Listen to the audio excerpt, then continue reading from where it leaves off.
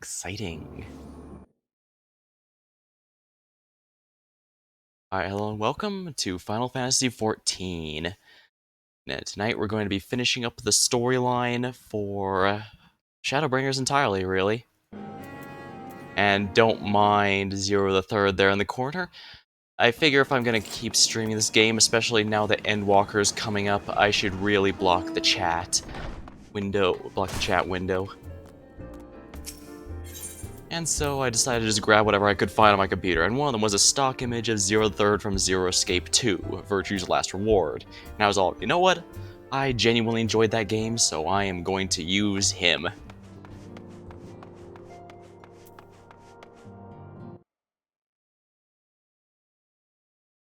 I should probably rename this real quick.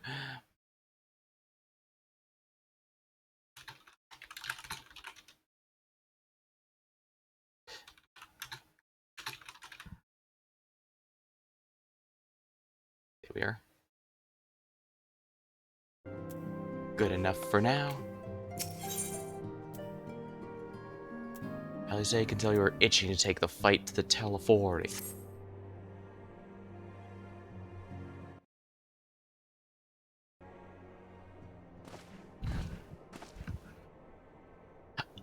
Ah, Coda, you're looking well.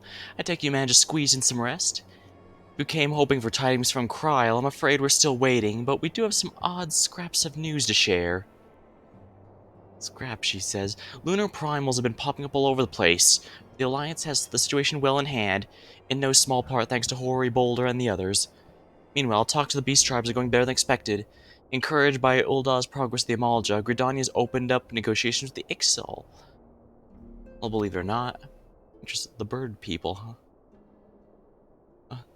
All of which is obviously very encouraging, but Teleflor Ori are still out there, and it's not as if we can afford to lower our guard.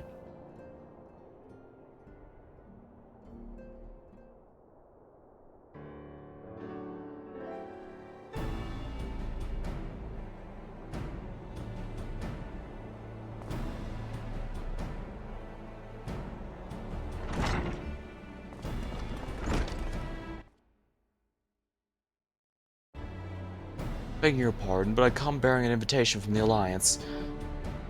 A council meeting is to be held in Alamigo, and your attendance is humbly requested. Ah, we were just talking about the Alliance. May I ask what is on the agenda? I believe the intention is to share news of recent developments and discuss what measures might be taken to combat the Teleflor. In concert with our new allies, the Beast Tribes have also been invited. It is hoped that they will join us in a fight against our common foe. The Alliance would bring all the Beast Tribes in the fold at a single stroke, an ambitious plan, given the delicacy of the negotiations, but mayhap an expedient one considering the threat we face. Indeed, my lady, for their part, I'm told the Beast Tribes have agreed to attend. If the Scions too are present, then basically all of yours is going to be represented. I see why. No reason why not. To arrange such a meeting must have been quite an undertaking, not only diplomatically, but practically. Pray inform the Alliance we'd be honored to participate. We shall make for Alamigo without delay. Then I'll bear your answer thither with all haste. We look forward to receiving you at the Royal Palace.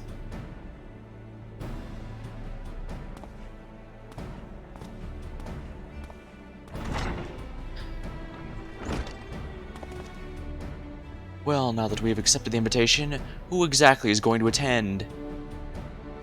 I move that you and Ishtola lead our contingent. Given how long you've worked to end summoning, it's only right you be present for what promises to be a historic moment. I think we've all played our part in that little endeavor, don't Ukoda? I'd say so. All present may rightly claim a seat, I do agree, but by your leave, I believe I shall remain here and lend what assistance I can to the coordination of our defensive efforts.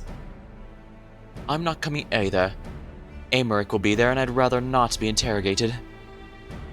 Very well then, while those with a mind to hold the fort shall get on with holding it, I suggest the rest of us make for Alamigo, shall we?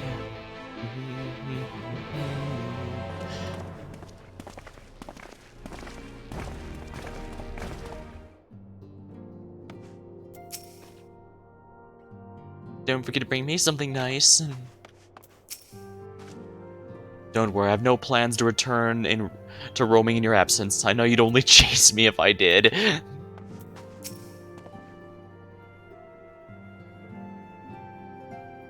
I shall take this opportunity to gain a better understanding of Sir Estinian. Being elders in a like age, it is possible we may have some interests in common. Mayhap I shall begin by lending him a famous treatise or two from my collection. Urion just can't give one word when he can extend it into 10. Well, he's always been very verbose.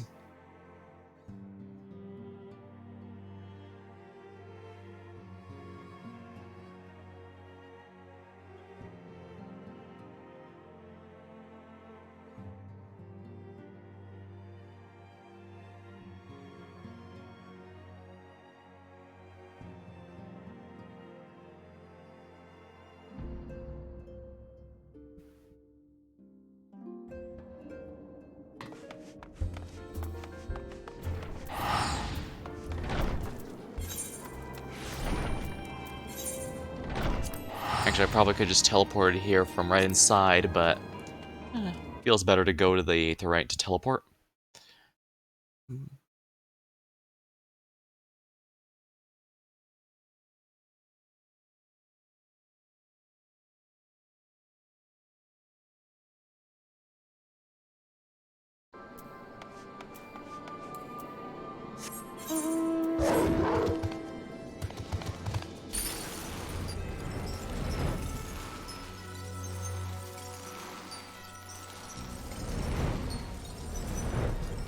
Keep forgetting there's a button that makes you look behind yourself. I guess it can be useful in certain situations, or if you want a screenshot, for example.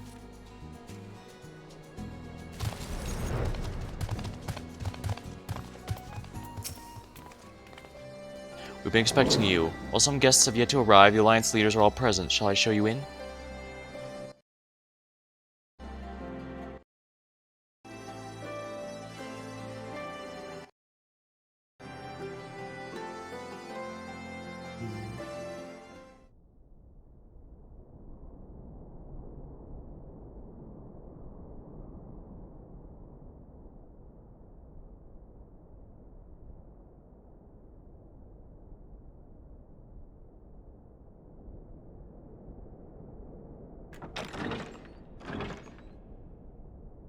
Kobolds, Amalja, and Ananta are represented. Ooh, the Sylph leader is coming in.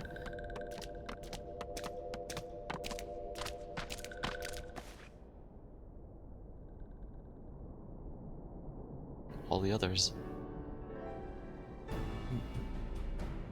Esteemed guests, you honor us with your presence.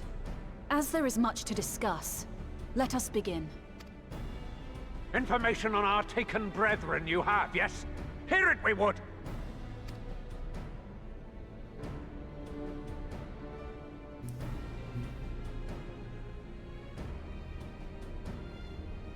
Ah!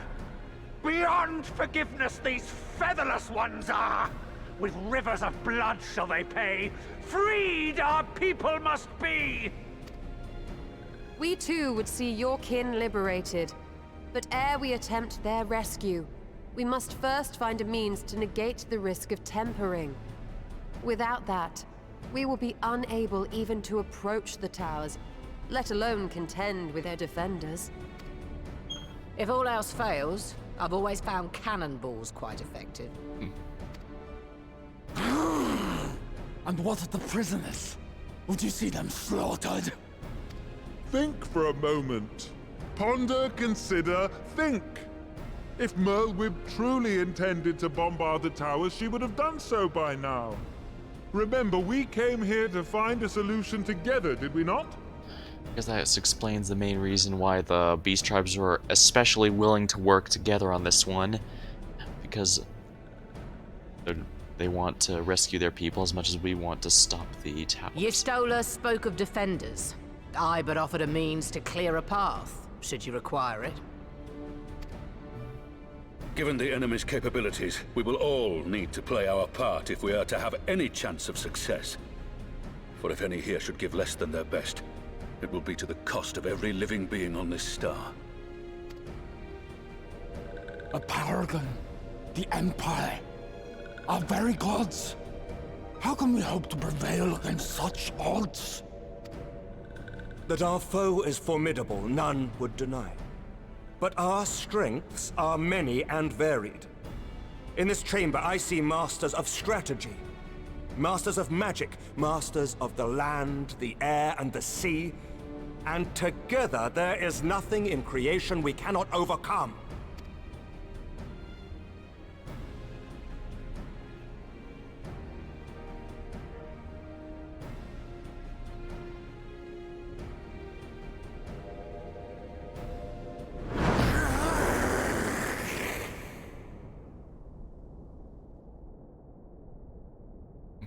I beg your pardon? Sorry, I don't speak Sahagan. What is it, Soulwalker? Do not express your passion thus. A little pretty without deals, perhaps? Suffice it to say, I am proud to be counted amongst Eorzea's finest. We Sahagan will play our part. Okay, that clears that We up. kobolds have not forgotten the crimes the Overdwellers committed against us in the past. But today we look to the future, as allies united in purpose.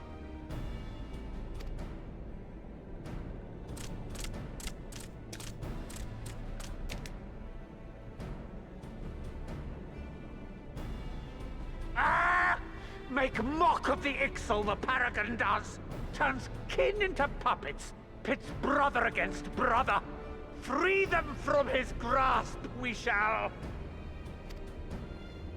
As Patriarch Zadar will attest, the Scions have granted us a means to free your brethren from their thraldom. This boon we will gladly share, that your people might never be enslaved again. We accept! We accept! Praise me!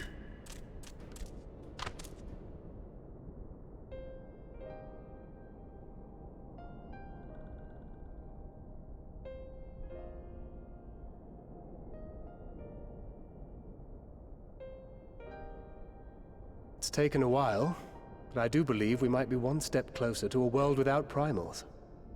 Would that Minfilia were here to see it. It's hard to believe Minfilia went through quite the story arc.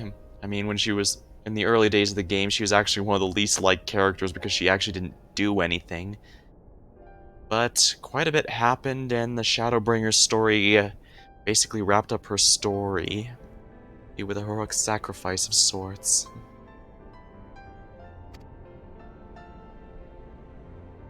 We still have a long way to go, and we're going to need a lot more Porksies. But we're moving in the right direction.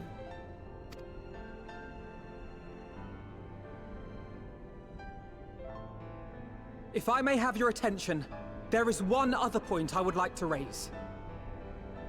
As we can all agree, freeing those held captive must take precedence over every other concern. But experience has taught us that none save those with the capacity to resist tempering can hope to enter the towers unscathed. And even once inside, a still greater threat may yet await them. That which we call a primal. The lunar primals. Since the beast tribes typically worship them as gods, I'm sure they'd be very unhappy to see a corrupted version of their deity of choice. Needless to say, if we are to succeed, engaging with such foes can only ever be considered a last resort. And so I move that we seek to prevent them from being summoned in the first place. Yes! Both prayer and ether are needed for the ritual. Should either one be denied, the summoning would fail. Indeed. And so we must endeavor to discover the source of the ether on which the process depends. Do so, and it may present a way to halt the summonings, or perhaps even neutralize the towers entirely. A promising proposal. While you are conducting your investigations, however, we will need to remain vigilant, lest the Telophoroi commit further abductions and summon primals ere we have the means to prevent them. To stand a better chance of keeping our enemy at bay, we would do well to coordinate our defensive efforts, sending reinforcements to assist our neighbors when needed.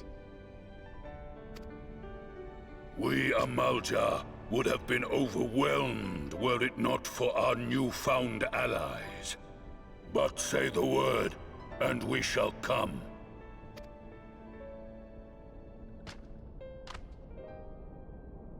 I see we are all in accord. But what are we to call this proud fellowship of ours? I submit that the honor of naming it should go to the scion whose brave efforts have done so much to unite Eorzea. Me?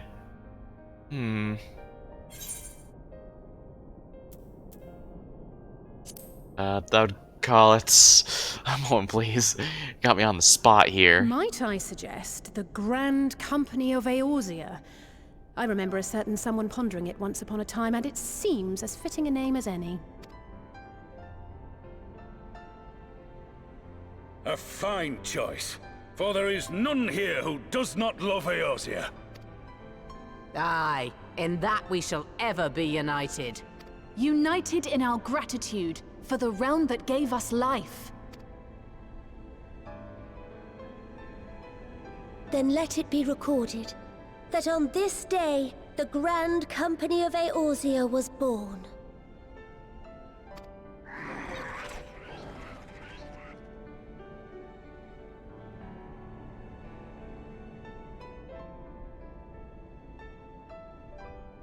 Alphino. It's hard to explain this without having shown the storyline, but Alphino was trying to do that back during the Heavensward, before the Heavensward. How long have we dreamed of this moment? And now that it's here, Oh, forgive me. Might we speak outside? Yeah, basically, in the storyline between Realm Reborn and Heavensward, he's attempted to make one in hopes that he could eventually unite everyone, but let's just say it ended very, very badly, and by that I mean for everyone involved. In fact, it's one of the key things that ended up leading into Stormblood, now that I think about it. Not just it didn't just help lead into the events of Heavensward, it also led into Stormblood, where it was finally wrapped up there. Or at least in the parts before Stormblood.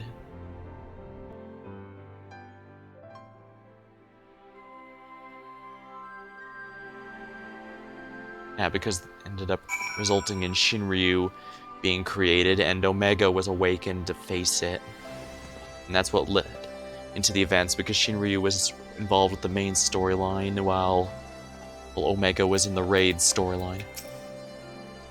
We have won over the leaders, now the leaders must win over their own people. No small task, I grind you, but we have come a long way since we first joined with Minfilia to bring an end to summoning. Long, long way. The Grand Company of Eorzea. I wonder what Riol and the other formal Crystal Braves would make of it. Yeah, the Crystal Braves are what the group that Alphino were made, but like I said, I can't really explain it too much other than it didn't end well for anyone involved. Forgive me for observing, but Alphino seems less than jubilant. Might his thoughts still be occupied with by the fate of poor Ironvald? It's a pity it took the threat of annihilation for everyone to cast their grievances aside. Better late than never, I suppose. Sometimes it feels like you need an actual world-ending threat to get people work together at times. Sometimes you wonder if even that's possible. Sometimes you wonder if it's worth being a supervillain just to force people to play nice.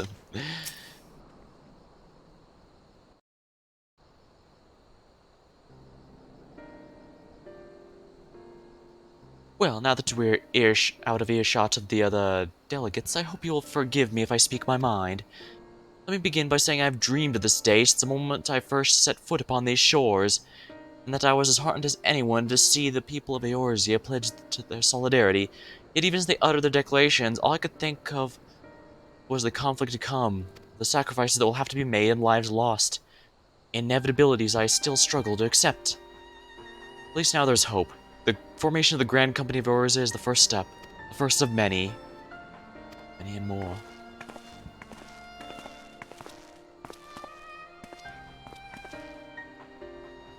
Elder Seeds here. How may we be of service? I seek Master Alphino's assistance in a matter involving Gridania's neighbors, the Sylphs. That was those plant-looking fairies. I know that you and yours have long kept a weather eye upon the crystal trade, the better to predict the coming of primals, and so you'll be familiar with the Sylphs of the Ash Crown Consortium. Through their dealings, they have cultivated relations not only with city-states, but other communities besides. Communities such as the Beast Tribes, you mean? Just so, it's our hope that we may make use of their established lines of communication to coordinate our efforts with the new Fellowship. Yet there remain certain practical differences between a trade consortium and a grand company. If the Sylphs are to perform their task effectively, they require the counsel of one well-versed in the operational aspects of an armed force. An armed force founded with the self-same goal, no less. Correct. The Crystal Braves, yes. Forgive me, Master Alphino. I know it is a painful chapter of your life, but the experience may yet be made to serve the realm. In my hubris, I plotted a course for the Crystal Braves which stretched far beyond the Order's initial conception. One intended to pave the way for what I would intend to call the Grand Company of Eorzea. But my plans all came for naught. Built upon a frail foundation of lofty ideals, the Order was doomed from the first to collapse under the weight of more worldly interests. I have no wish to see this new endeavor serve the same fate. Mayhap I ask too much of you. Not at all. You may count upon my assistance for what little is worth. By your leave, I shall prepare a report, including the list of recommendations drawing on lessons I learned from the failure of the Crystal Braves. You have my gratitude, Master Alphino, and my trust. When your report is ready, pray share it directly with the Sylphs. With your guidance, the earnest efforts of every goodly soul gathered here this day, I have no doubt that our fellowship shall emerge in the shadows of the Telephorori and flourish. Until next time, my friends.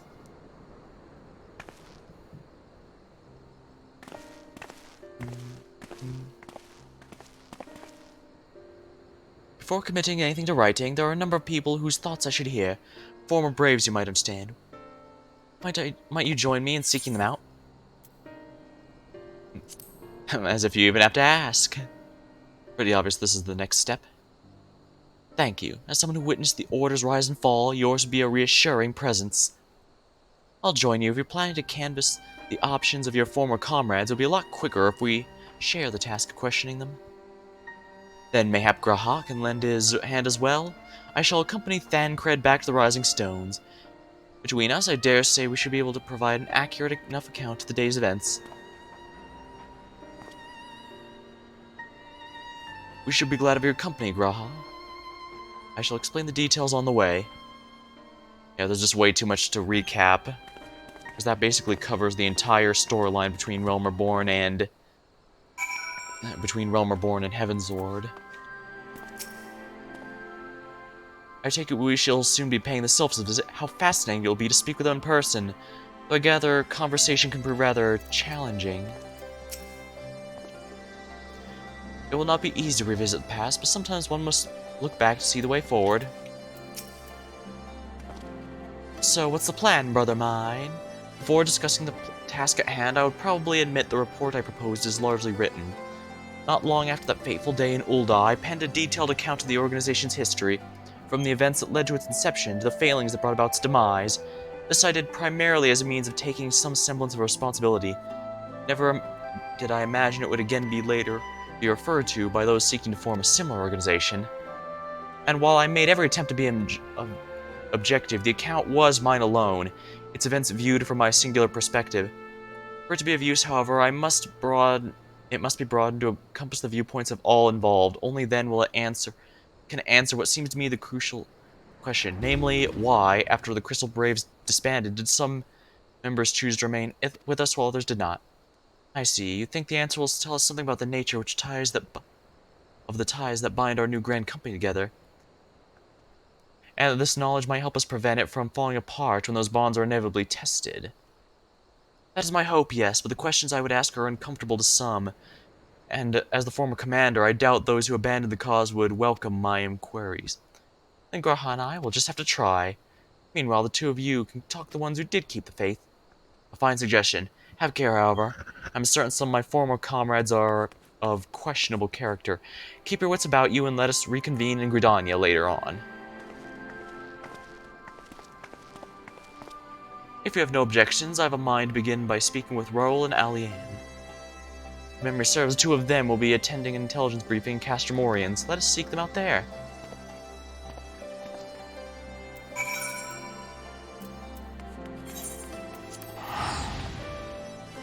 Fringes. The first area you'll enter upon is starting Stormblood.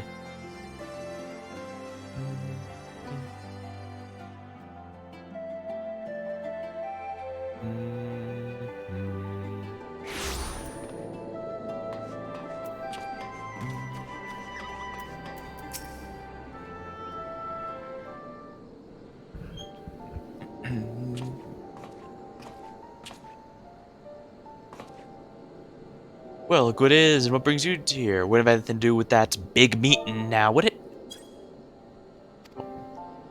In a manner of speaking, I have yet to be assigned a task, you see, for which I require the assistance of a former member of the Crystal Braves.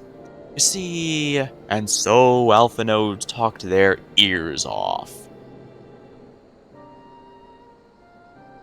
Ah, so you want to know why we decided to stick with the Scions, eh? Ain't an easy thing to put into words, that.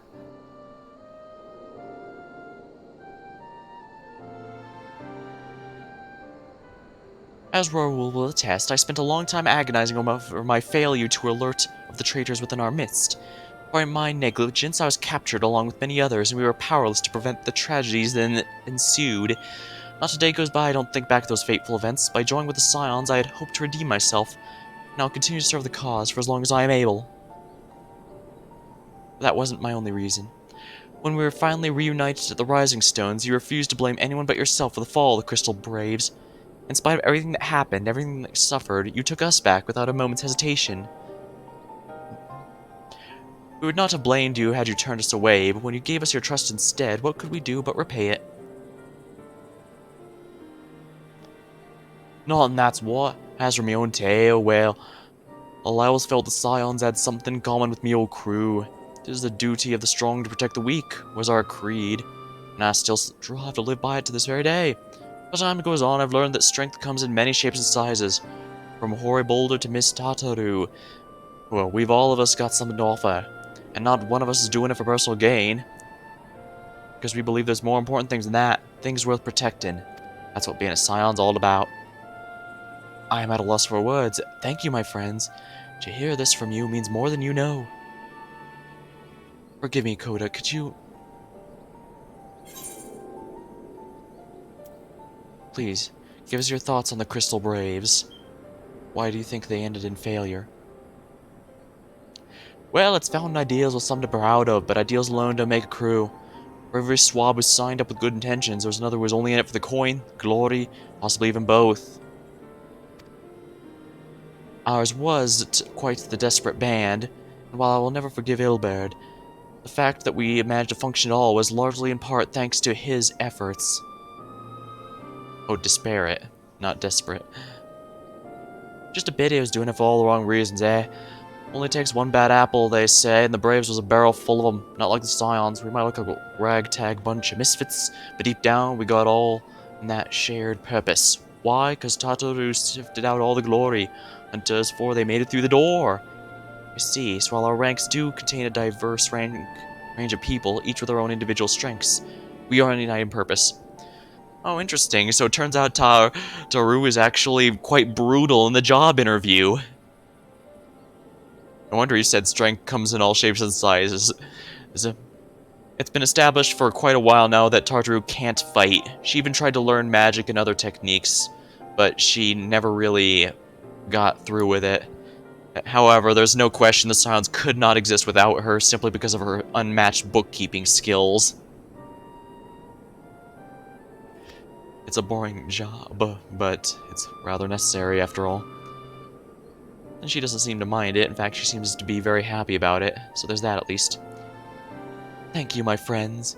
With your permission, I shall make record of the discussion of this discussion and refer to it when drafting my recommendations. Till we meet again.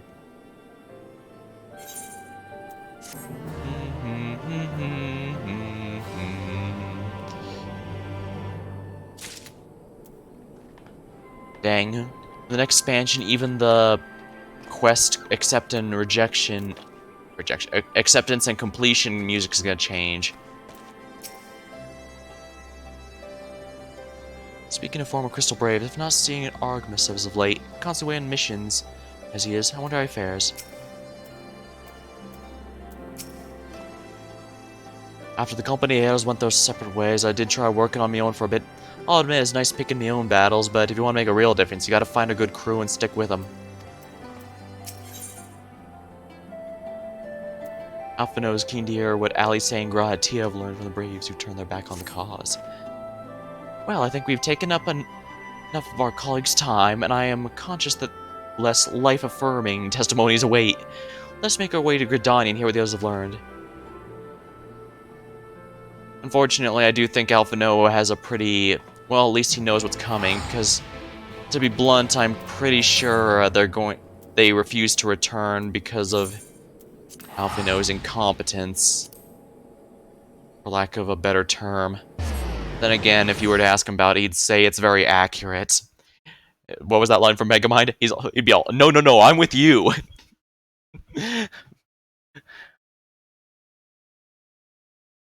Alright.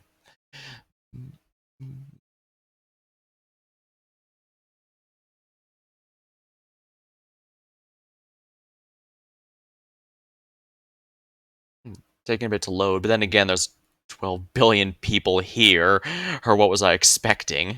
I imagine most others are doing the story just like I was. Tyrion Moogle. Oh yeah, that's, yeah, that Moogle's for an event that's going on right now. He has nothing to do with this quest. Right, I should use the Ethernet here. I believe that's the Lancers Guild.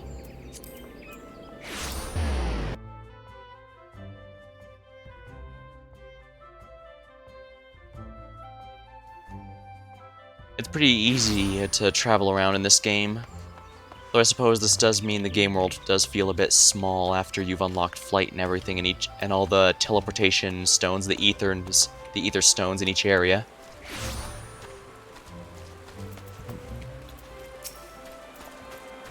When Alice sets her mind on something, there is no stopping her, and her mind was truly set on finding former Braves. For a while, I even feared what she might do to them, but in the event she was surprisingly civil. For the most part.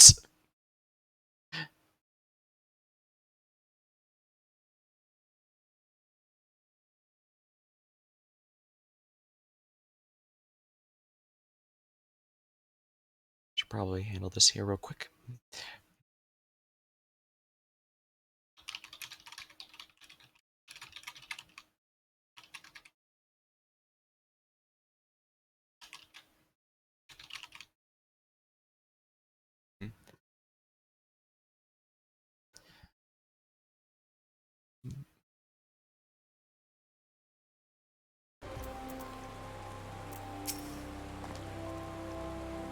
On the way here, I took the opportunity to write up my notes from our conversation with Alice and with Alan and Riol.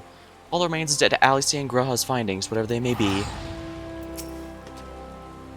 Thanks to Tater's ever-dependable intelligence, we managed to track down a handful of former Braves without any great difficulty. Some were forthright, others less so, but we heard enough to form a picture. I warn you, Alphino, some of their comments are rather harsh. I can well imagine, but their opinions are no less vital. I seek the unvarnished truth. Thank you. I'll set about adding my findings to my own at once. In the meantime, pray go on to Little Solstice and seek out Elder Frixio. I will join you in on. Oh, we don't get to see them? Leave me to attend my report and join the others in Little Solace. I shan't keep you waiting for long. I know how playful the Sylphs can be. They're not nearly as bad as the Pixies in the first, at the very least. At the very least, they're not...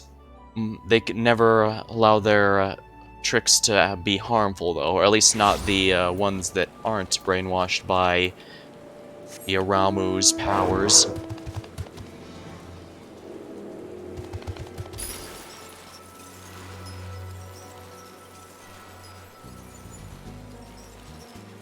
One thing I did like about Final Fantasy XIV and how it handled mounts.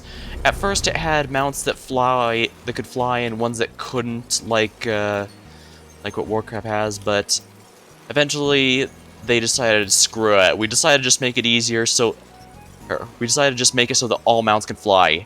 Doesn't matter if it makes sense or not. We're gonna make it make sense because it's just easier to make all mounts able to fly from here on out. And so they did. All mounts, including ones that couldn't fly, can now fly, and it's very nice.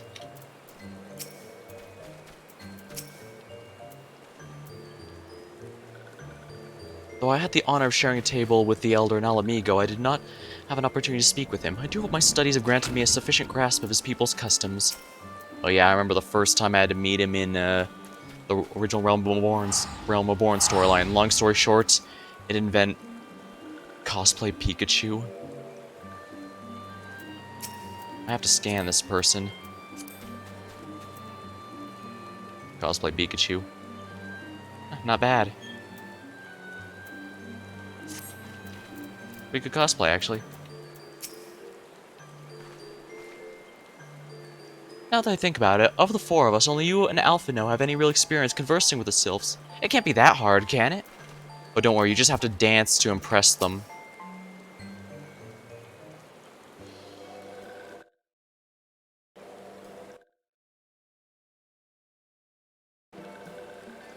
Ah, welcome. Brave one, friends of Brave One. How good it is to see walking ones again so soon after the meeting.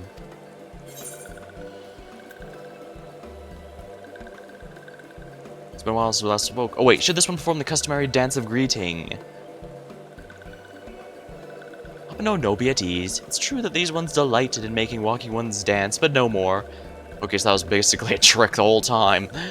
Horned one Kane-sama said that walking ones would be coming. Imperial ones also invaded the Sylphlands and abducted many of these ones, so these ones will be glad to bear messages between fighting friendly ones. That is heartening to hear, Elder. It will require all ones work in unison to stop the Teleflori. These ones will try hard, of course, but in matters of war, these ones have little experience. Any advice walking ones can provide would be most welcome. I can probably get an idea of how they talk from this conversation alone. Oh, another pretty-haired silver one. Also in quite a hurry, it seems. Alice, you must come quickly. What's the matter, Alphino? Don't tell me you couldn't read my handwriting. No, a twin outer officer accosted me as I was set out. Charlene sent an envoy who's due to arrive in Gridania at any moment. Envoy? Could it be Kryl has managed to sway the forum? Charlene is the country where Alphino and Alice hail from, including their grandfather. However, they're a very isolationist group. Their goal is to watch what happens in the world and never interfere, under any circumstances. And they do try to insist under any circumstances. They did not do anything even when a bunch of scholars on the island that eventually became Eureka just vanished into thin air and then reappeared. They just stayed out of it entirely. We shall know soon enough, but there is more. The envoy requests the two of us attend the audience with the Elder Seedsia. Really? I can see why they might want the Scions to be present, but us specifically... Wait, it isn't who I think it is. It is. I could scarcely believe it myself. But when I inquired as to the envoy's identity, I was told it was one... Oh, I cannot pronounce that. I am sorry. Orchenot Levier. I'm sorry, I cannot pronounce French names that well. Most of the Elysian, the elf race characters' names are typically French. That's why Alphino is... Yeah. Your father? Well, now, the fact that a serving member of the Forum had journeyed here would be a surprise enough, but him? Quite. I glean from this they are taking the matter very seriously. That may be, but why him, and not one of the other 98 members? Unless he volunteered for it. It's been some time since your last father. Could be as he is concerned for your well-being? Perhaps, but he has always been reluctant to discuss his work with us. Indeed, and whenever we write to our parents, it is invariably our mother who replies. Nevertheless, I welcome the opportunity to meet again with him for so long, even if it is secondary to his true purpose. Elder, loath as I am to cut our visit short, we must return. Pray accept my apologies along with my report.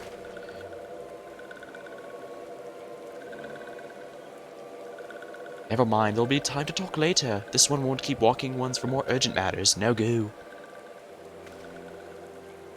The audience will be held at the Lotus Stand, where the Elder Seed Seer awaits even now. Let's be on our way.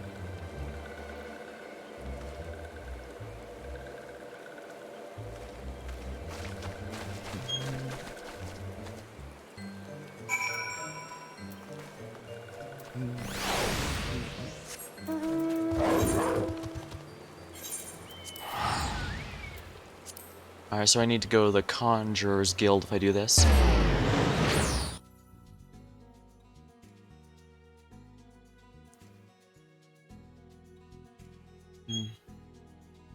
It's funny, the guilds were supposed to be major parts. I guess I have a bit of time to explain this while I'm teleporting around. Back during the 1.0, when the game first launched, these guilds and stuff, like Lancer's Guild, Botanist, well, that's a... yeah, Conjurer's Guild, that's a gathering class. Conjurers are a combat class, a healer. Lancers are DPS, of course. Originally, they were not planning to have proper jobs. They were just going to have base classes and then use cross-class things to basically create whatever you wanted. Great in theory, but, well... first of all, well, min-maxers kind of made that obsolete, but more...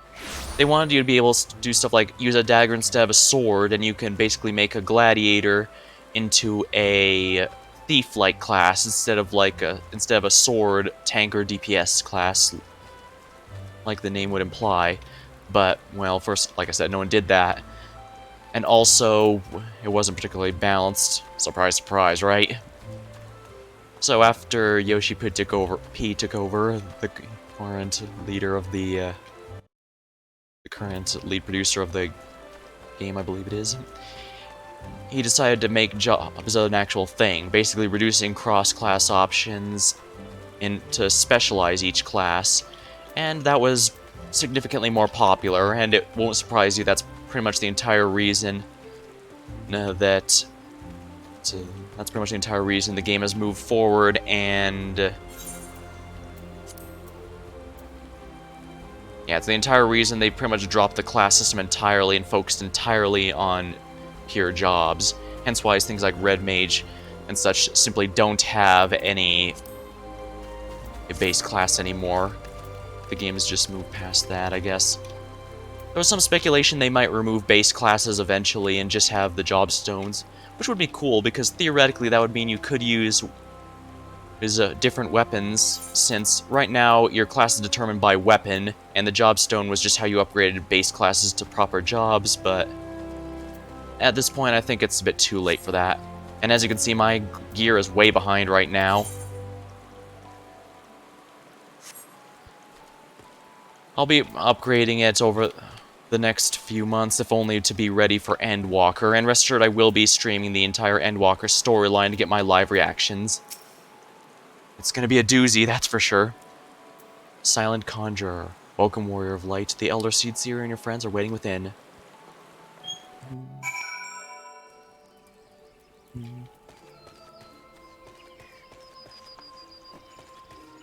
A place so divine, it can't rain here, even though it's raining outside.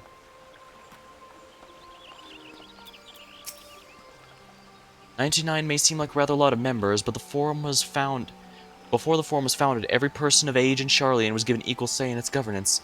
Many of the institutions are still active this day, were established by the people's vote, not least the Studium. As Alice and I were constantly reminded during our time there, it's an example of what can be achieved through absolute democracy." During my time in Charlian, I heard much of... Oh, Olivier. He is a gifted speaker, known among others for the uncompromising application of foreign policy. After all this time away, it's good to see my father, even if it is an official meeting. Alright. My friends, I thank you all for coming swiftly. Word of the Master's visit took us quite by surprise.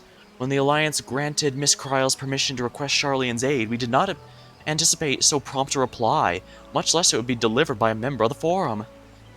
What the nature of the reply may be, however, we will soon discover.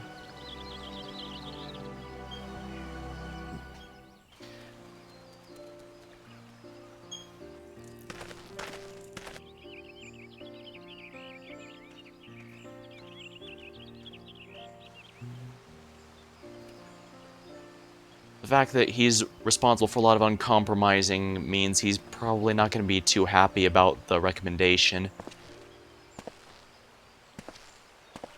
Elder Seedseer, I thank you for granting me this audience. I am Fortuno Leveilleur, here in my capacity as representative of the Forum. Alright, so Fortuno Leveilleur. I'll have to remember his name is basically like Fortune. Oh. And Leveilleur I know fine because the twins have said their last name plenty of times throughout the game's history, so I at least remember it from there. It is I who should thank you, Master Fortuno, for journeying so far and so swiftly. Would that our first meeting could have been under happier circumstances.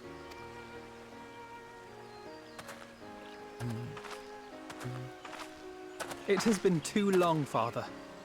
You look well. As do you both. Ameliance will be glad to hear that you are taking care of yourselves. How is Mother? She misses you terribly, of course, but is otherwise a picture of health. Ameliance is her name. I'll have to remember that.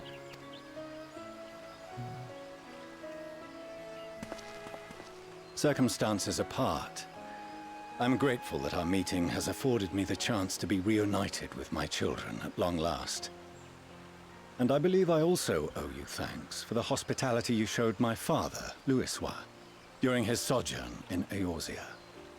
During the 1.0, rather than having a main storyline to follow like it was here, they had a handful of different storylines depending on where you got them. Louisoix was the one who gave you quests to hunt down and destroy the primals, so basically he was the source of the primal storyline stuff. Your Grand Company was where you went to deal with the Empire Invasion stuff, so they handled the Empire Invasion storyline, stuff like that. But now the storyline includes both and tries to pace it decently so that you get a decent bit of everything important.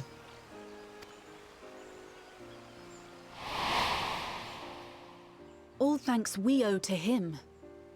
In the days prior to the 7th Umbral Calamity, it was your father's tireless efforts which granted us a means to vanquish the primals. Were it not for him, our strength would have been quite spent by the time the Empire arrived.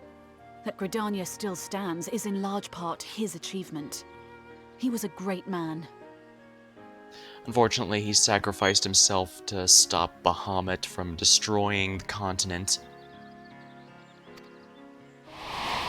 So he has unfortunately passed away. There's a lot more details to that, He but... would doubtless have been moved to hear you say so. I must confess, however, that I opposed his decision to intervene. And my position remains unchanged. I figured that was going to be the answer. To chart the course of history, not to change it. I am familiar with the Charlian stance. It is more than that. It is our way of life, who we are. But I came here not to deliver a lecture, but the Forum's answer to your request. Charlian will under no circumstances intervene in the conflict between Eorzea and the Garlean Empire. Unfortunate, but somewhat expected answer, I suppose. May I ask for what reason the Forum has come to this decision? The final days spell the end not only for Eorzea, but the entire world. Yeah, that's kind of the thing with isolationism. You can be if you'd like, but when the world is at threat, that includes you too. I mean, I can understand them staying out during the other expansion just fine. After all, Heaven's Ward was largely about the war between Ishgard and the Dragon Nation nearby. Stormblood was largely about the Eorzean Alliance trying to win back Alamigo and all that stuff. So it makes sense they wouldn't intervene here because, yes, it does not involve them. But we're facing the literal end of the world now. The final days. Pray spare me your hyperbole. This conflict is no more than the latest in a series of petty squabbles between yourselves and Garlemald. One in which Sharlayan will take no part. If the final days were truly upon us, we would know. Well, do they know about the Ascians? The Ascians and stuff, because I guess to be fair, they aren't 100% sure about the Ascians and what they're doing. Our character only knows about that because we've interacted with them so much, and likewise, the Scions as a whole will have thwarted their efforts in the various countries, so the leaders are familiar with it. But since Sharlayan hasn't seen them, may not have seen them, they wouldn't know precisely how big of a threat they are. Father, you must ask the Forum to reconsider. You may feel safe on your little island across the waves. But if you imagine the Telophoroi will leave you be, you are mistaken. They mean to kill us all, themselves included. That's kind of the thing, yeah. Van Daniel made it absolutely clear that once his plan is through, there will be no one left, including, and even he won't be spared from it. That's how you know this is insane. We have seen what the enemy is capable of, the lengths to which they'll go. This is no time to turn a blind eye. If Eorzea falls, so too will Sharlayan. So if you truly love our homeland, you will join us. Now, before it's too late.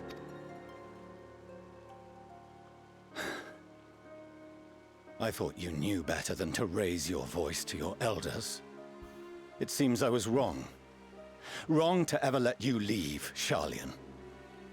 I consoled myself that your time abroad would instill in you some hint of restraint, of discipline. But I see now that Eorzea has made fools of you both. Have you forgotten why it was that I so vehemently opposed your grandfather's departure? For all his wisdom, his only solution was to go to war.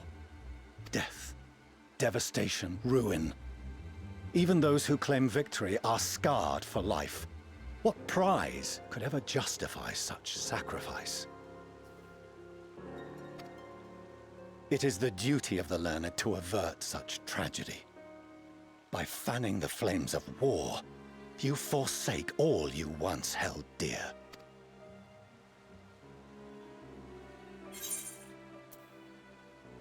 Or find veil and wait for the axe to fall. To ignore the plight of one, it is in her power to save us, refuse and condemn us. This is a direct quote.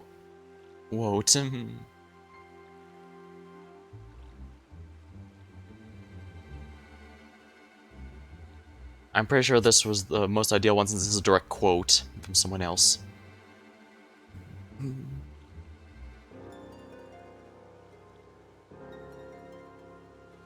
I see your friend shares your misguided ideals.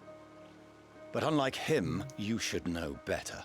By espousing such barbaric notions, you subvert the teachings of Sharlayan and place all we have worked for in jeopardy. Alphino, Alizé, as of this moment, you shall no longer bear the name of Leveilleur. What? Father! How you choose to live your lives is no longer my concern. If you wish to walk the path of ruin, I will not stand in your way. Master Fourcheneau, while Sharlayan may have no intention of intervening in this conflict, we can still part as friends. Will you not stay and speak with us, that we might learn of Sharlayan's hopes for the morrow? I have said what I came here to say. Any further discussion would be meaningless.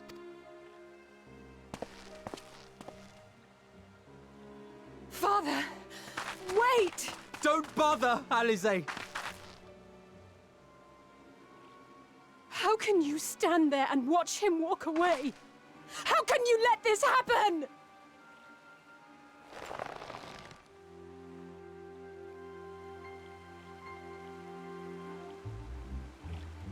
Considering the twins are actually from a fairly wealthy family, that's actually a pretty big deal.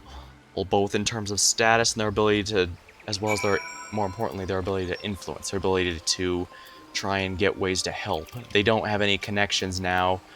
What? I'm sure it's not. I'm sure, or it sucks for them to be separated from a father they probably had a pretty good life with until then. Well, pretty big thing to have to lose that. At least from far as I can tell, he was never an abusive father or anything like that, so...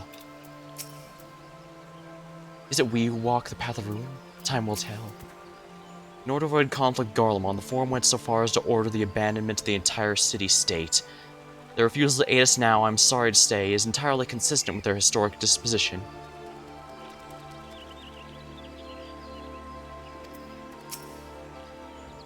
It was not so long ago, we had a friend and neighbor in Charlian, so I clung to the hope she might yet lend us her strength.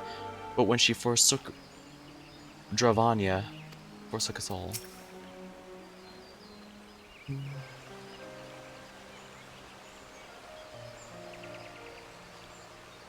So that's what he came here to say? We were fools for determined to defend ourselves against the Teleflori, and the rest? Like it or not, that was the Forum's decision, to watch afar while our Urza burns. Father was but the messenger, and he handed down their judgment. I could think of nothing that could possibly sway him, and I still can't.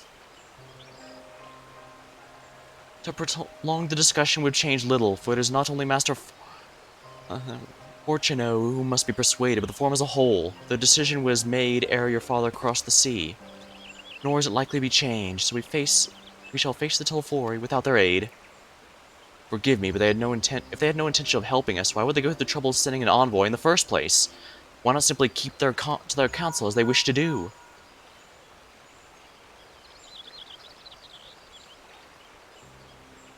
Coda, has he arrived yet? Then it's as I feared. My efforts were in vain. I pleaded our case to as many Forum members, but they flatly refused to discuss the matter. No, it's not true. I'd rather say they ignored every word I said, without exception. It was almost unnerving. Could it be they're hiding something from us? That might go some ways to explain Master Fortuno's performance. When he said that they would know if the days were truly upon us, I dismissed it as pride, but what if they genuinely believe they know how this world will end, and simply disagree with us about the circumstances? That I don't know, but something tells me that they are not as unconcerned about the Teleflori as they claim. If the threat weren't real, why would they be so standoffish and secretive? I would very much like to delve deeper in this, but I'm afraid I've exhausted every avenue of inquiry. Nor have I fared any better on my mission, researching Hydaelyn and the Ethereal Sea. I tried enlisting the help of experts in the field, but it appears the Forum has forbidden anyone from cooperating with us. Obstructed every turn. So it would seem, but don't lose heart yet. With all the knowledge and acquaintances we have, we should still be able to find a way forward. To that end, I would like you all to join me here, when the time is right, of course. I'm aware that matters in Eorzea stay on the knife's edge, but with your permission, I can start making the necessary arrangements.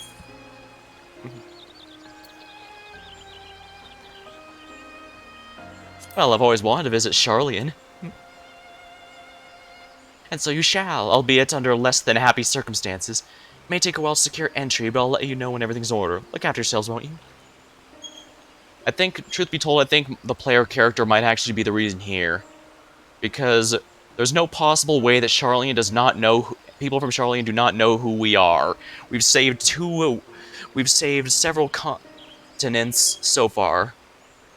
Arguably the whole world as well, but it's mostly Eorzea and the Othard continent that have been at risk in the storylines so far, as well as the various city-states within them. And also, Tales of the First have been making ways here as well. Because it's the whole thing with the Crystal Tower, after all, but...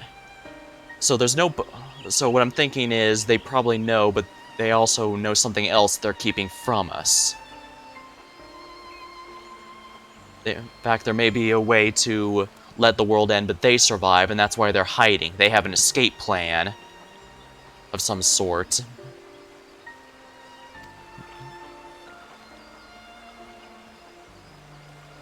Your speculations give me cause to hope. Yet if those seeds will bear fruit, I cannot say. While it's possible the Sharlayans are hiding some secret truth from us, there can be no certainty that its exposure will prompt in them a change of heart.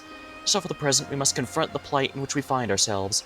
The Forum has refused our request for aid. It falls to us to contend with the Teleflori. Even with the Aeolias standing united, there's no guarantee we will prevail. What does Sharley intend to do if we fail?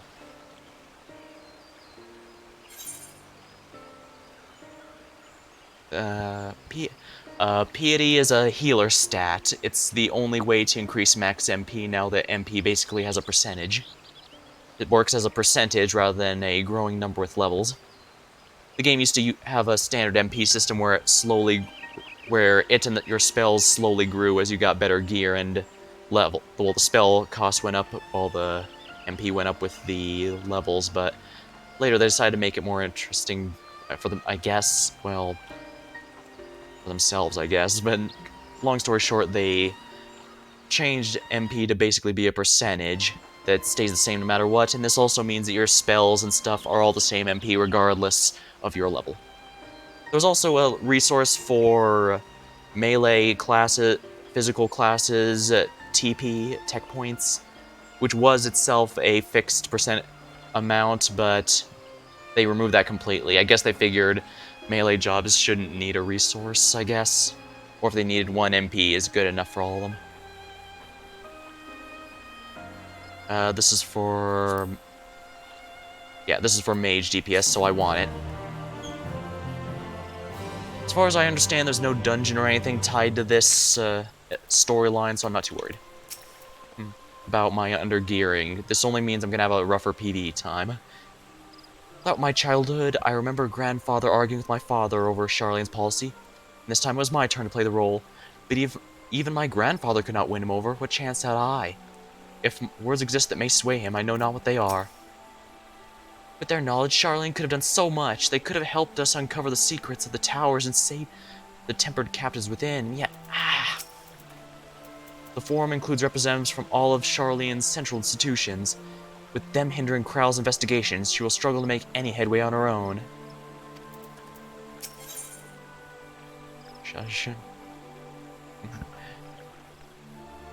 Kane-sama seems determined to not let the disappointment of Sharlayan's rejection distract her from the task at hand. While Sharlayan's stance is indeed disappointing, we cannot allow ourselves to be distracted from the challenge before us. There is much and more to be done. I shall begin by sharing the Forum's response to my counterparts in the Alliance. Meanwhile, I would ask the Scions grave tidings. Grave tidings. Oh. Calm yourself, my gentle friend. What has occurred? These ones went to see the feathered ones, and terrible news. Destroying ones have appeared in Zephyr. Destroying ones have captured one, and frightful godly ones. Feathered ones didn't stand a chance. When did this happen? Is it too late? Late, yes, much too late. But luckily, destroying ones are only passing through and continue west. Feathered ones who did not fight were left unharmed. West, that would be Korthus.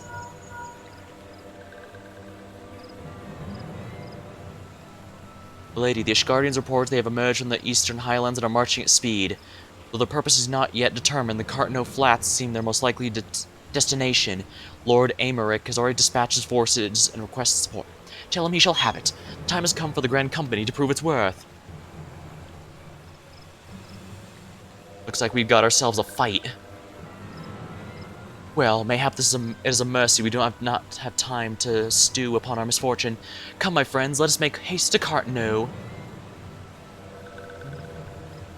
Oh wait, this one almost forgot. Destroying ones were said to be led by a cackling robed one.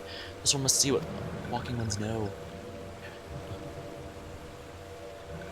So Fandaniel is there. Fandaniel? Who else? It was only a matter of time before that grinning maniac showed himself again. I shall have the airship ready to bear you to Cartno.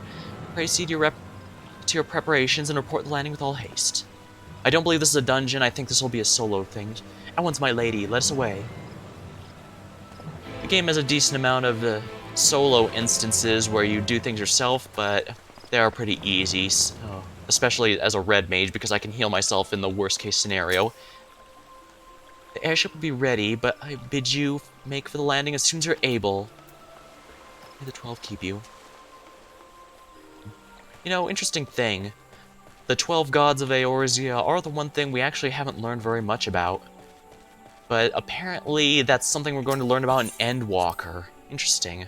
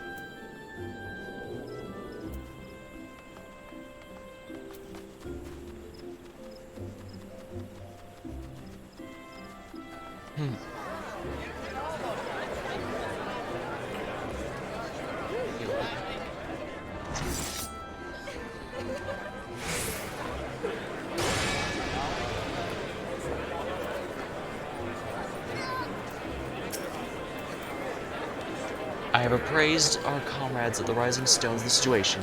They will head directly to Cartano.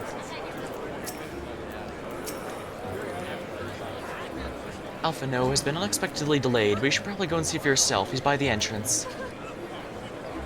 Whoops, I didn't even see him. This is what I get for not paying attention.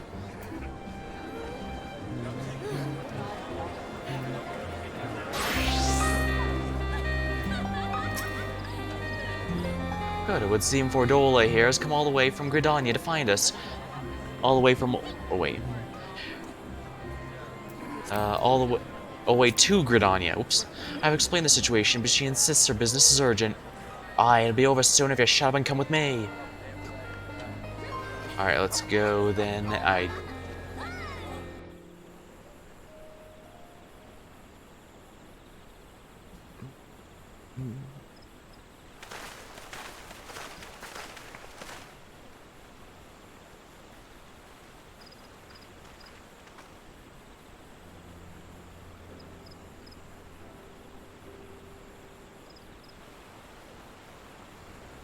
Arenvold!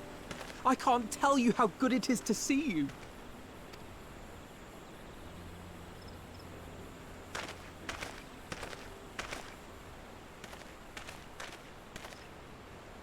Things wrong. Back it's only showing his first. It arrived a lot sooner than expected, eh? The day I craned my neck up at you. Only because you're sitting down. Unless... Ooh, yeah, looks like he's lost his legs. Afraid so. The chirurgeons say I may never walk again.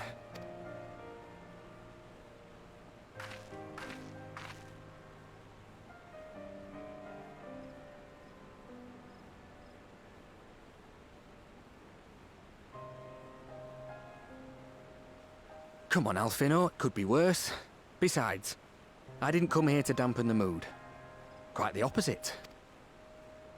All I've ever wanted was to fight for a cause I believe in. As we're... about maybe he'd been tempered, but then I remember, yeah, he's a chosen one like we are, so we have protection from the tempering.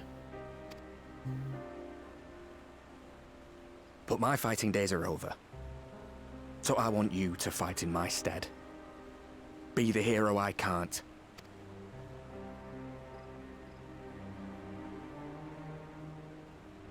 I am no hero.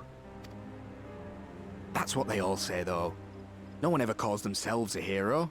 Even the ones who eat primals for breakfast. It's for others to decide. Look, Alphino. You already are a hero.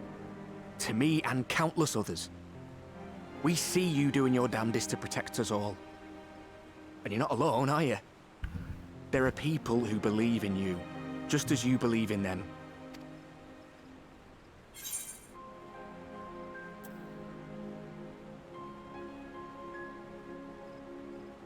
Some things may have changed, but the adventure isn't over yet.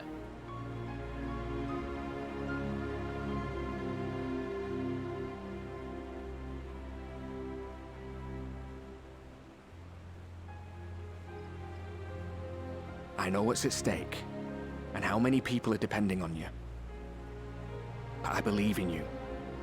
Believe that you'll see it through. That's why I'm entrusting my dreams to you. Like Albert and Owley once entrusted their dreams to me. There was a time when I would have borne the weight of such expectations without a second thought. But now, I know just how heavy that burden can be. To tell the truth, I'm beginning to wonder if I chose the right path. Sacrifices will inevitably be made for the sake of the ideals I uphold. Maybe I am not the person I thought I was. The person you think I am. I wouldn't presume to tell you. But I will say this. In spite of everything, you've come this far. The road ahead might not always be clear, but you've never been one to give up or take the easy way out. And everything you do for others. For a brighter future. I'm proud to call you my friend. Well, I've said my piece, so I'll let you go. I know you've got more important things to be doing. Just give what I've said some thought, all right?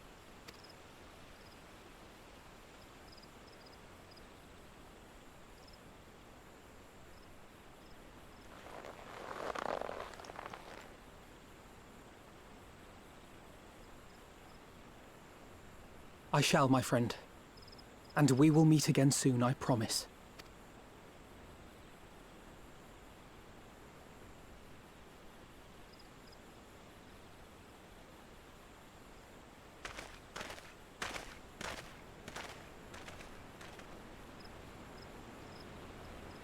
Nothing left for me to do but wave and smile.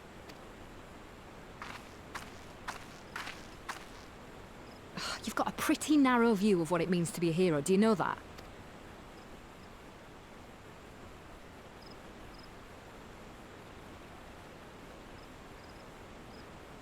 You think they're all forged in the fires of battle? That it's all about being brave and killing villains? Alphino and the others will carry on their fight. But theirs isn't the only one. There are other ways you can make a difference. If you stop feeling sorry for yourself and put your bloody mind to it.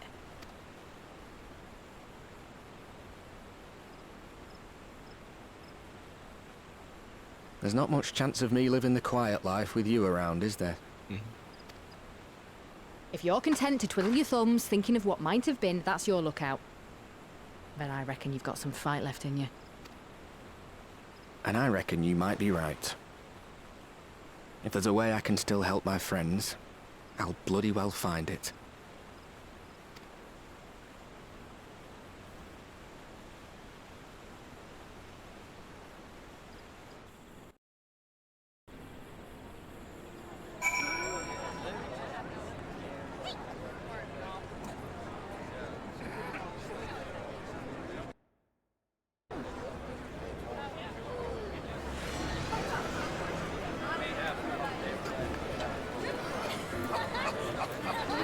Looks like we're gonna, solo instance fight. After Pagalthon, I had assumed the Teleflori would continue to target settlements, but it's plain they considered Zephytal a mere obstacle on the road. What then draws them to the flats? I must keep a close eye on their movements. A lot of things. So we're going back to the Cartano Flats, where Bahamut descended and everything began. I rather doubt Fordola obtained the Jerujan's permission before bringing Ardwell to halfway across the realm. and slowly deliver a message at that. They both should have known better. What's done is done, and I will not soon forget his words. You can tell me later what this is about, but judging by the set of Alphino's jaw, it appears to have done some good. Thancred and the others have already left the Rising Stones, and according to the communications officer, Malja and Kobold forces are also bound for Cartno as we speak. They mean to keep the promise that they made in Alamigo, and we must do the same, saving as many of the tempered kin as possible. The airship is ready to depart. We should get going. While enjoying several cutscenes will play. Yeah, be sure you set aside sufficient time to participate in the battle and view these scenes. Your progress will be saved at certain points in the event you are defeated. You'll be able to try again the most recent of these. Please note that if you enter battles associated with other quests or log out, this progress will be lost. Okay. Death Until Dawn. That's the name of the patch.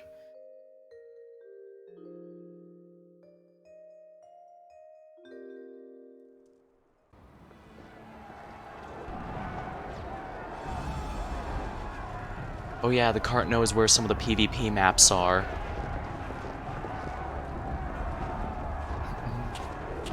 I guess those war games. PvP in this game in the universe is basically just established as war games. And it seems this sort of thing is precisely what they are to prepare us for. My fellow Scions, as I am sure you will have heard, we can expect no help from Sharlayan, nor are we any closer to discerning the Telophoroi's grand design.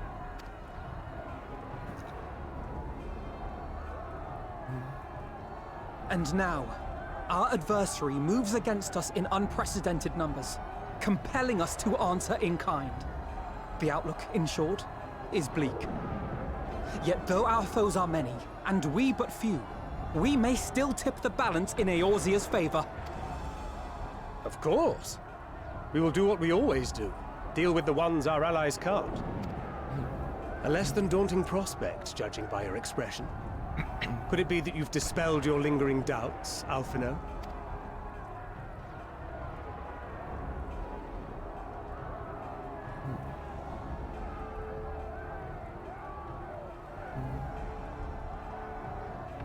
Oh, I doubt I ever will. But as my friends have kindly reminded me, I have come this far, and that must count for something. Gods be good, Alphino. That's what we've been trying to tell you all along. For one so bright, you can be remarkably dim at times. There is such a thing as overthinking, you know.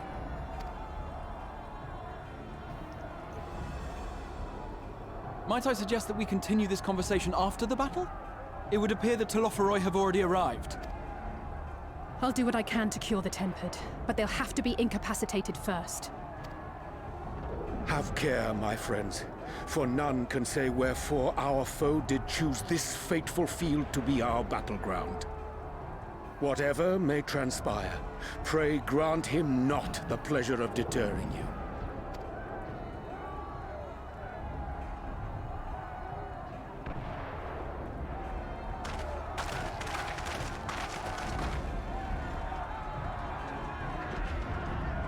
I'm a little undergeared for this, but I should be perfectly fine.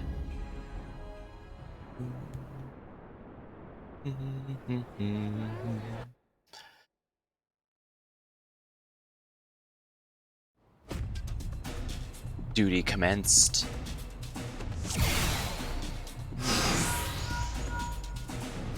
Listen well, friends, the Telophori are sweeping across Cartno. For some reason I can't pronounce the name right. As for the Ascian, he was briefly sighted above the battlefield but since vanished. He likely intends to watch events unfold from afar. Thus far, the movements of the lunar primals has proven difficult to predict. Even when poised to ambush our troops, they instead withdraw for some reason. Whatever the Telophori's plan may be, the primals are our primary targets. Understood, they will not elude our Scions for long. Prepare yourself! Let's give it our all! Can't allow ourselves to be stalled here.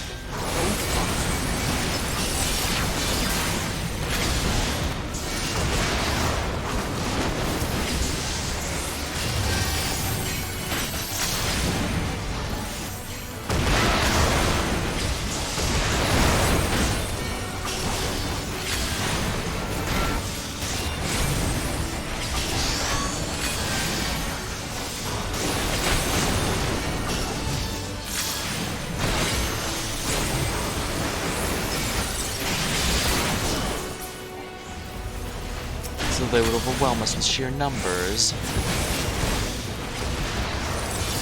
I'll keep them occupied. The rest of you seek out the primals.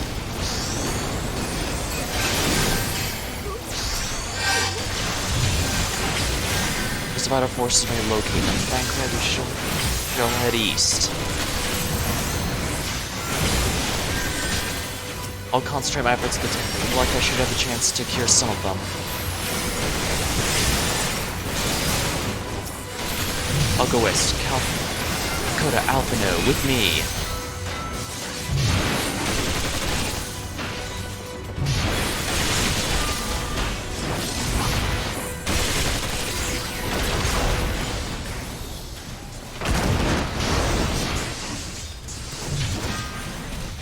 I don't see any primals. Something is not right.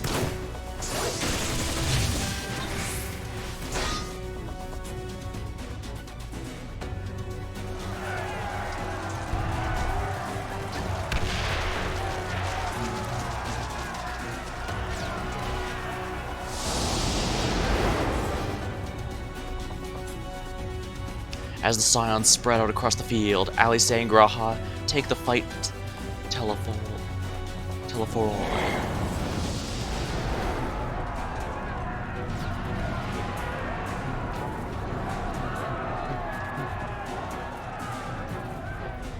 Oh, guess we're gonna be playing as Alice. Defeat enemy forces. Now here's something I wish the game utilized more often. There's so many role-playing, experiencing what it's like for someone else. I won't be curing anyone at this rate. We have to incapacitate them first. Scorch combo.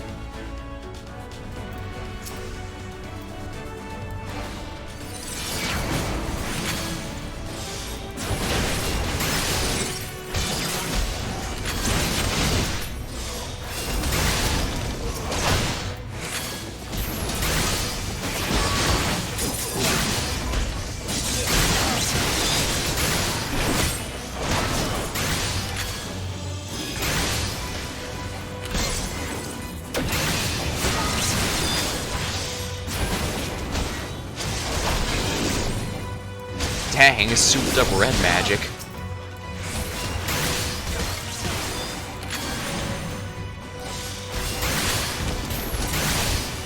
Allow me.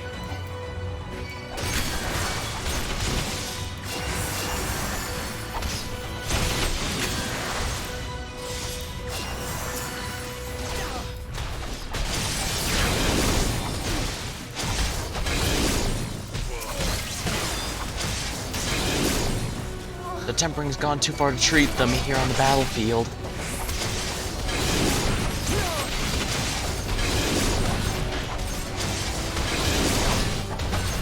This degree of physical sensation, I think it seems to be.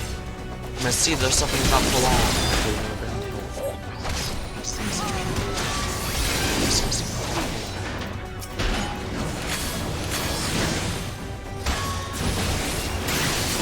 Just the beginning.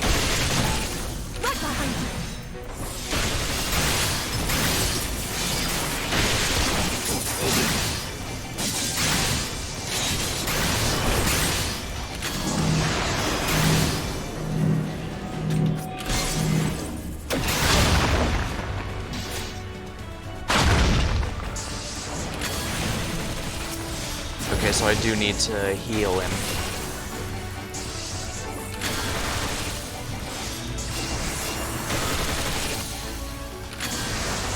Only 350.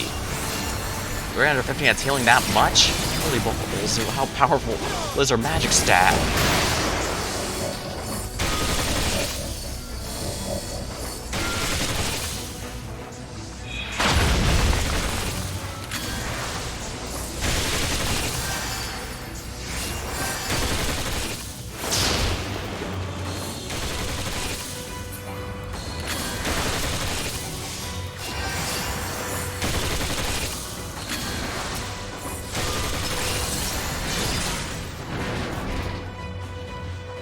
It seems we've earned a moment's respite. Oh, cute, the pork sees following her. Then let us take this opportunity to cure the tempered. Send Angelo to cure the tempered. Need a healer, quickly.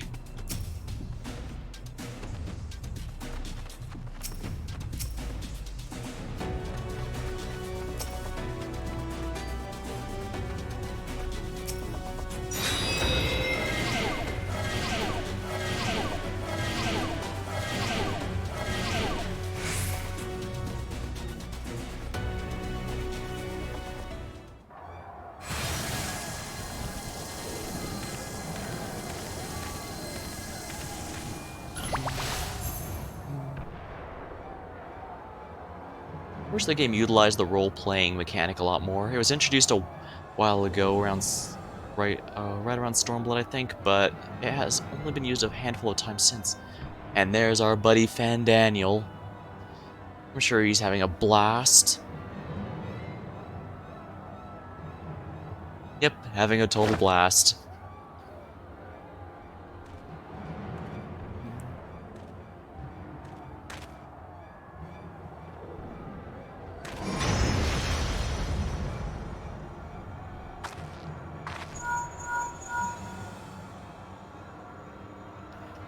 Do you see that? The glyph? Yes, how worried about that should we be?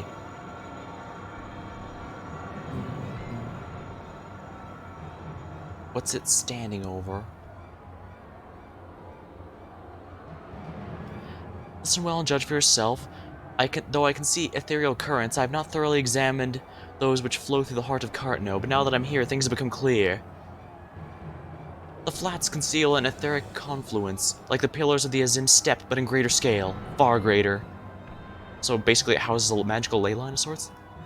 The glyphs Fandaniel has conjured reach into its very midst, and I believe I know their purpose. Should the lunar primals destroy them, it would spark a chain reaction to obliterate the confluence completely. The resultant disruption of the flow would sow chaos among the elements, prompting earthquakes, floods, and tempests large enough to lay waste the realm.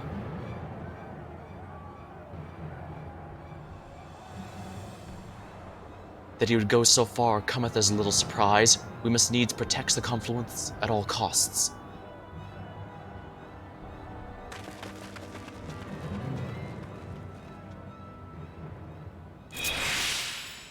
Defeat Lunar Odin and defend the ethereal confluence. Is that Odin? The time has come to pit my blade against his. Follow my lead.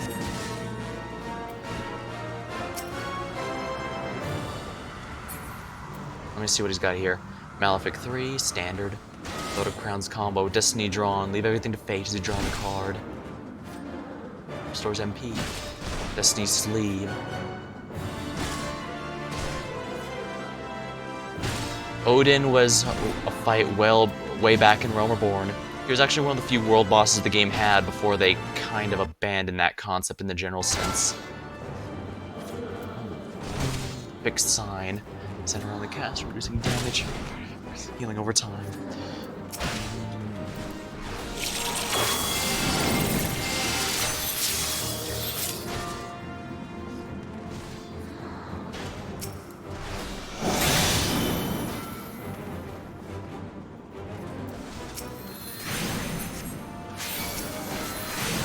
Lunar Odin.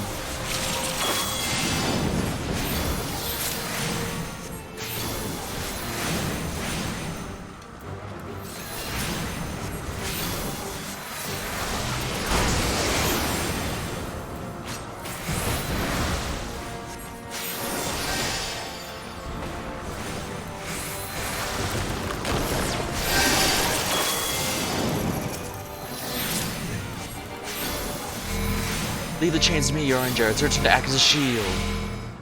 I shall protect thee.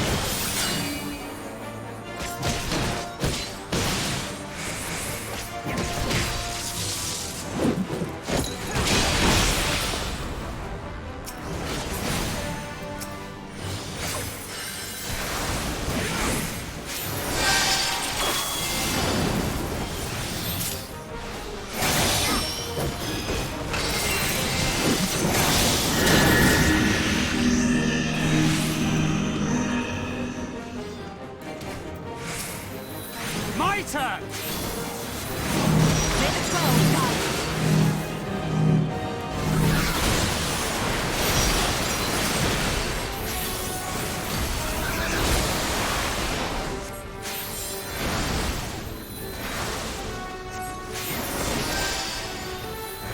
Oh right, I'm a healer.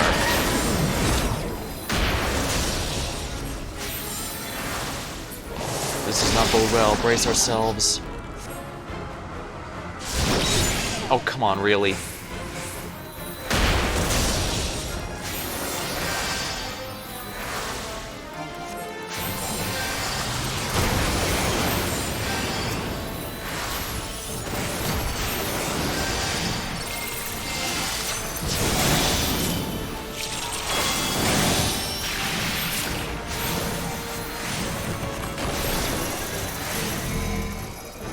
Such strength it'll take 3 of us to protect the confluence. First Thancred requires our aid. Away with you!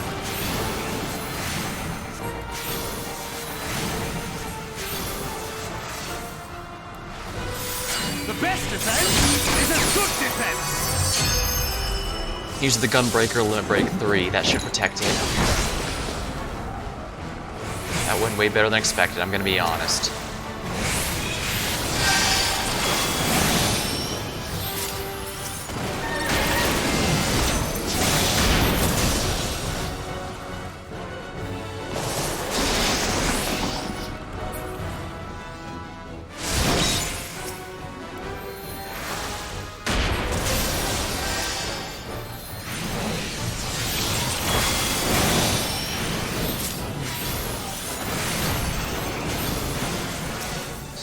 Pretty sure that's a tank buster. No, it's not.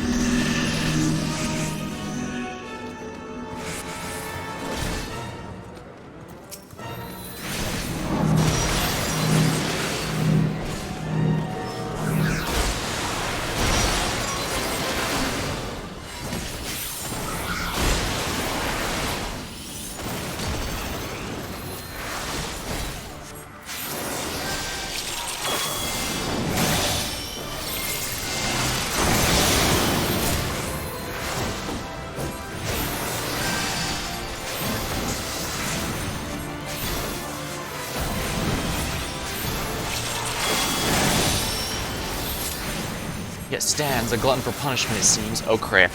This is that's his hard end rage in the fight. We have to kill him before. In which case, I'd be glad to oblige him. If you don't stop him before he casts that, you die. We got him.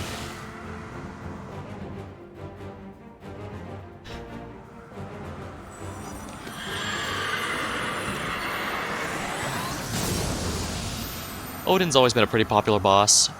He was even chosen to be the cameo when they decided to have a crossover with Phantasy Star Online 2. Meanwhile, Grahatia and Alice prepare to lock swords with Lunar Ravana.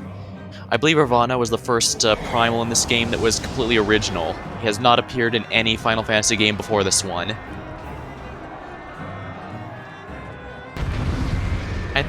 I'm pretty sure he's pretty popular for that reason, in fact. He's one of the true originals of this game.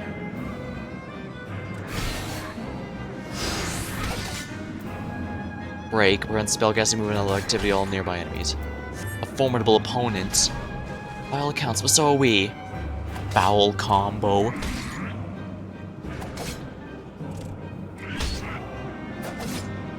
Does lightning damage and all. Here too. Yeah, Grahatia is a master of both the Paladin's arts as well as black and white magic. I'd call him close to a Sage class, but we're getting the proper Sage class in the next expansion, and that one's kind of a mix between magic and technology, actually. Pretty cool.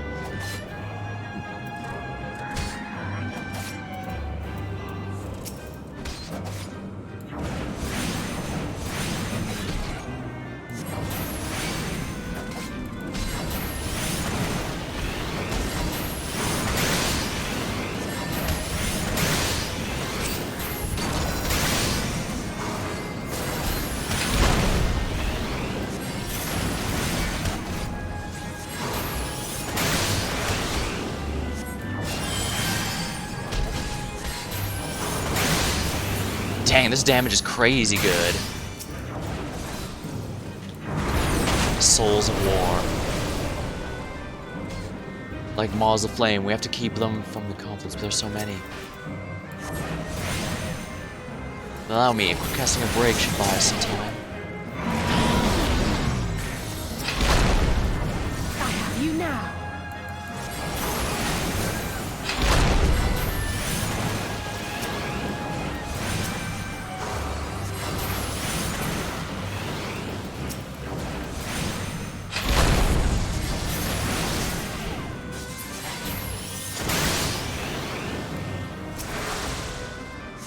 Bloody Fuller.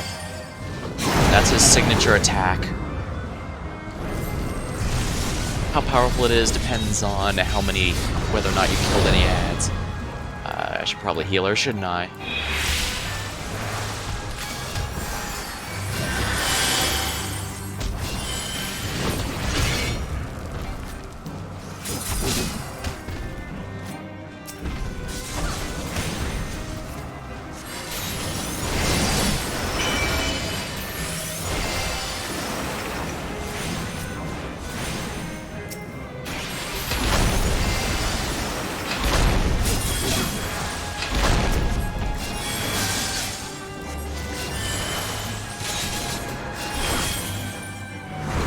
Grahati is a good healer because he only has Cure 2 on his bar.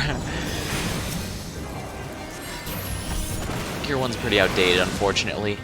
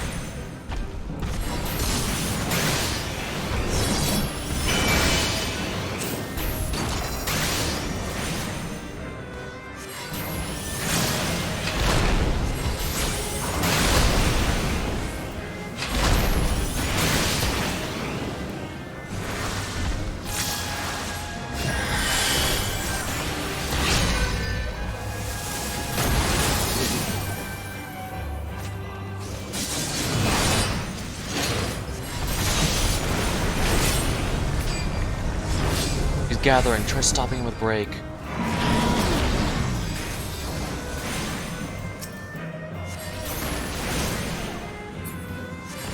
Oh balls, I messed up one of those.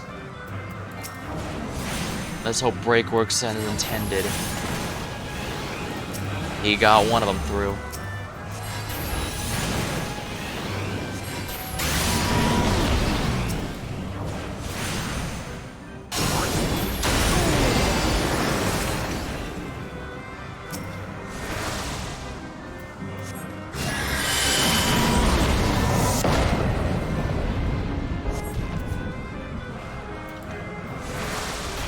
Alisaie's attack has broken Miluna Ravana's defenses.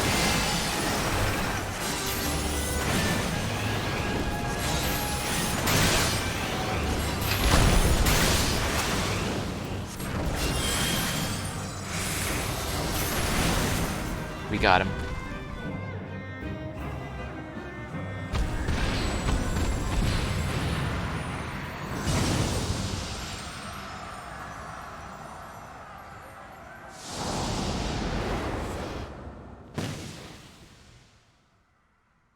At that self-same moment, you stand shoulder to shoulder with Alphino and Estinian, resolved to lay Lunar Ifrit low.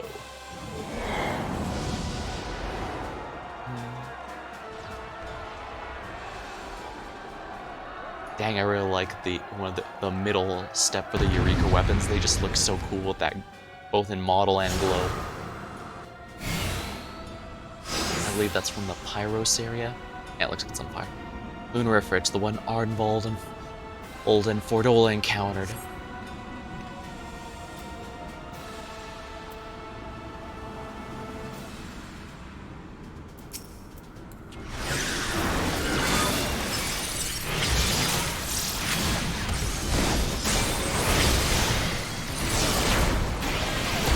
Oh my.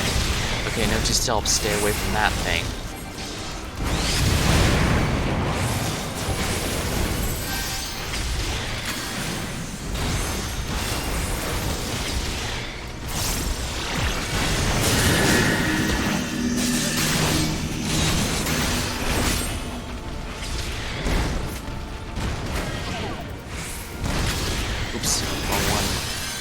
big deal, I guess.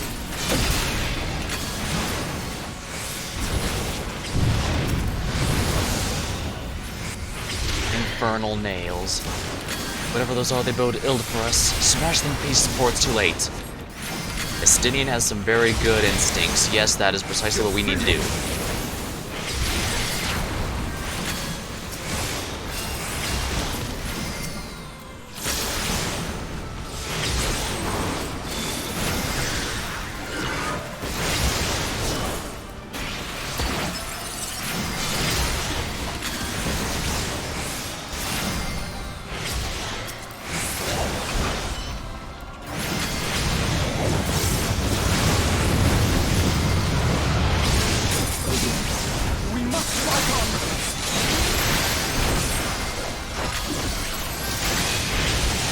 Alfino is a really good healer.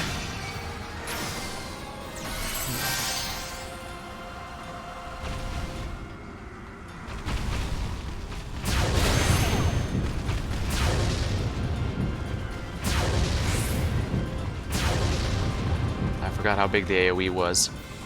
Oops.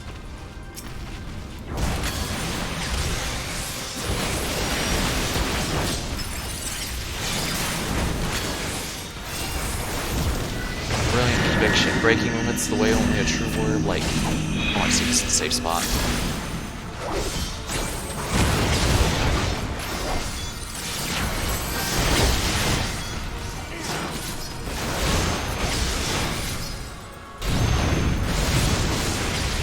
Oh dear. More nails. Oh, nope.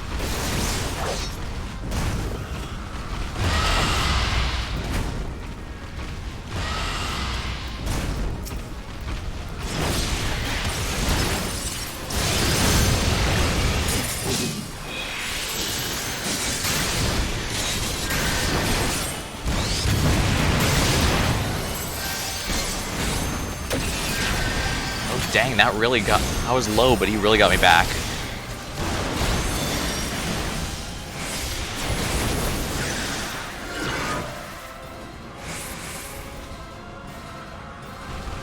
Of course, he'd use that after I use acceleration.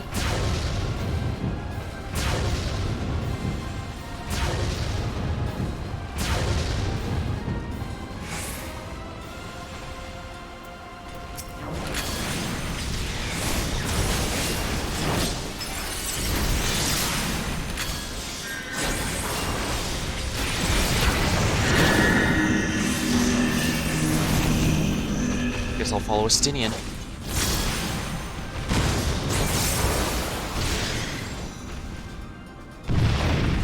Alright, he's using the infernal nails are powering Runeriff. More of them? The foe seeks to destroy them and us along with it. So it's come to this. Mine is elemental.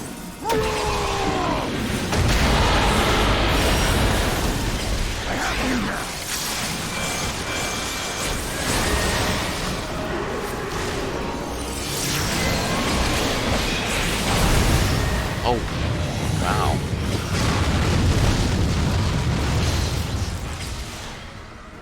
Not what I was expecting.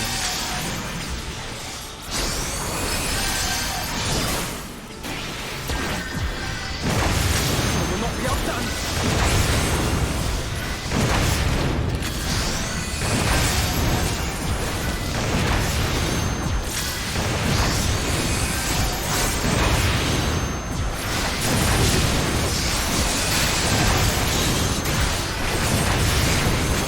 We ended this.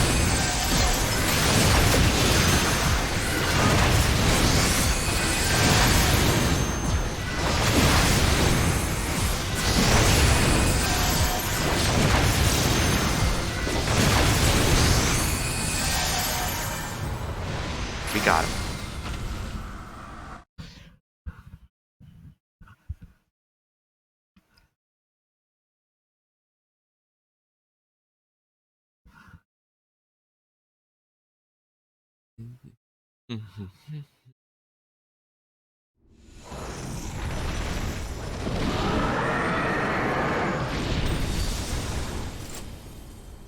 We got him.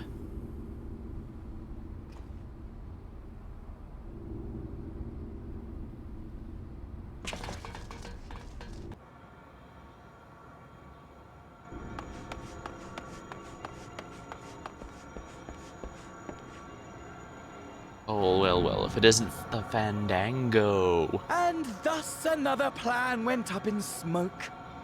I am beginning to see why Lord Xenos thinks so highly of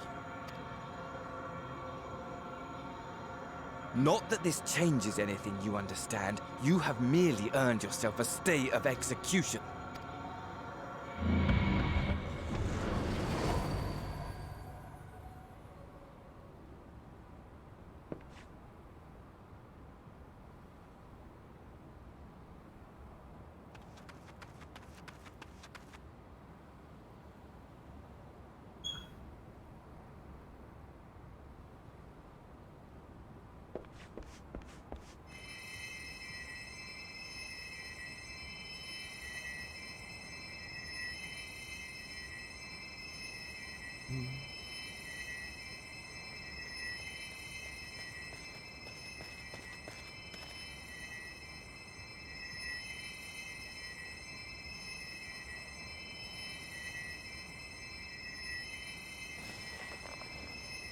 Glory be to Garlemore.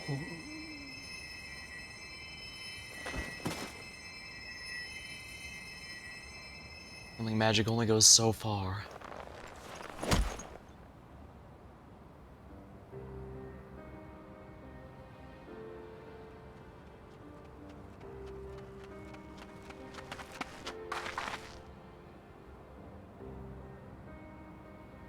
How fare the tempered? We've treated as many as we can, but some were beyond help.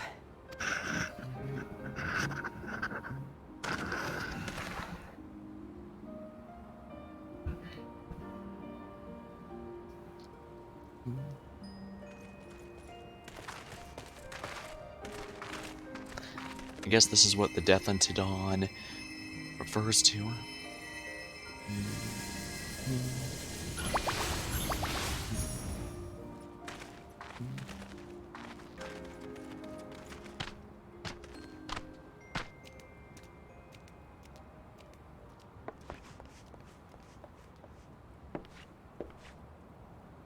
Do not hang your head so, brave scions.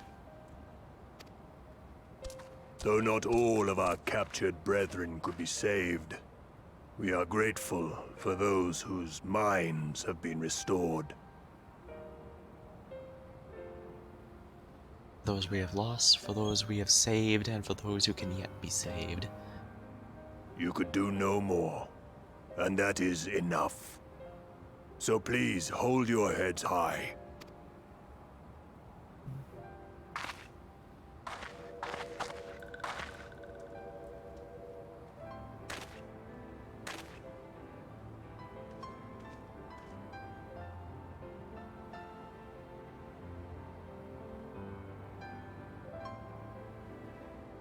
I should have been quicker, but I'll do better next time. Thank you for your kind words. They mean a lot. I'll imagine any doubts they had about betraying their father's ideals. If they had any of those, they're probably gone now. After all, if they hadn't come, if they hadn't tried to help, they wouldn't have found that cure for the tempering effects. If Charlene had, they might... Well, Charlene might know the cure, but if so, they're not sharing it. Oh. Still, it's bugging me. They know the end of the world. They must have... Either they must have a way to... There's no way they just accept themselves dying, right? They'd have to have an escape plan. Maybe they'd have a way to keep themselves alive, even if the rest of the planet dies, but how?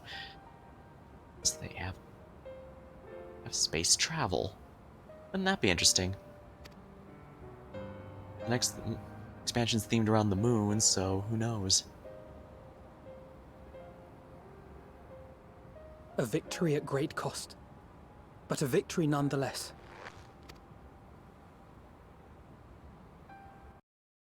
Stay strong and press on. Isn't that right? Stay strong.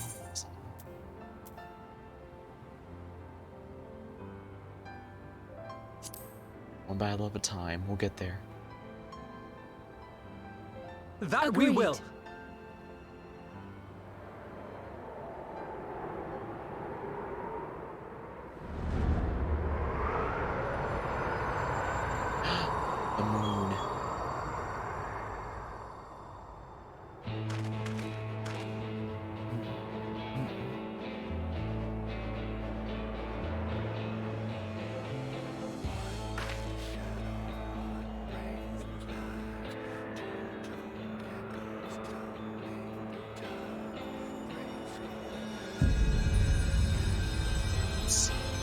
The moon is so bright. But isn't that where Zodiark was supposedly sealed? How is it so bright?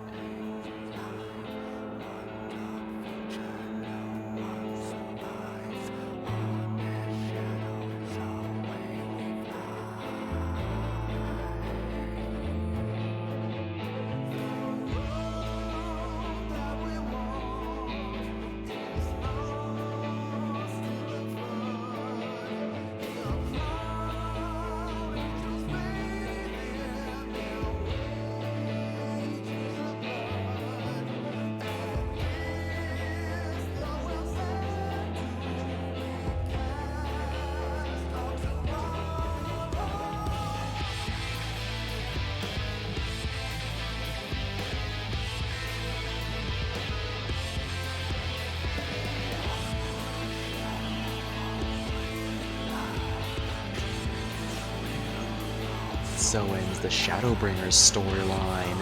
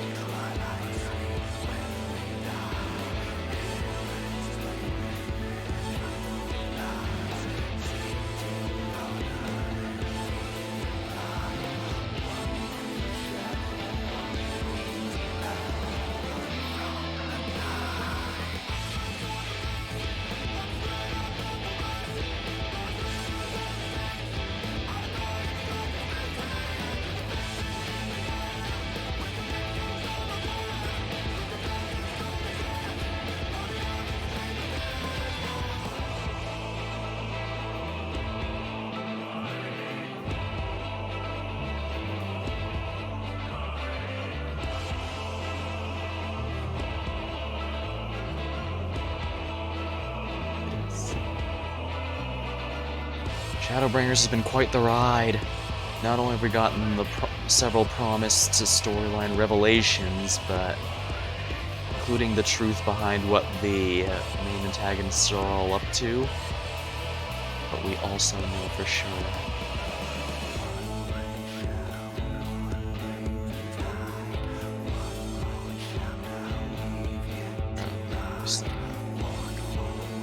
the truth behind Heidelin and Zodiark. Ascians, truth behind the Crystal Tower.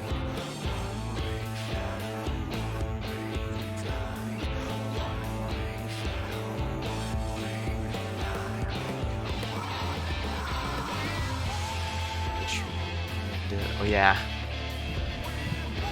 There's probably hinted. I bet it turns out Elidibus was actually a child of the ancients. I wonder there was such an argument about making him the heart of Zodiark, because they sacrificed a child for that.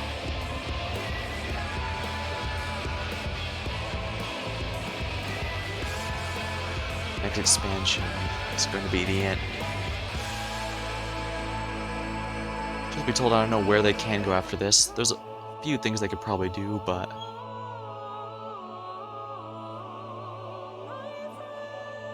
there's some things they could probably do to extend the story a little bit, but I imagine eventually Square Enix is going to come in and say, alright, you guys had your fun, but it's time for the next MMO, like they did with Final Fantasy XI, to make room for 14. 14 will have to eventually make room for 17 or whatever the next MMO is going to be, I guess. Because 16's already been confirmed, that's going to be a regular console and PC game.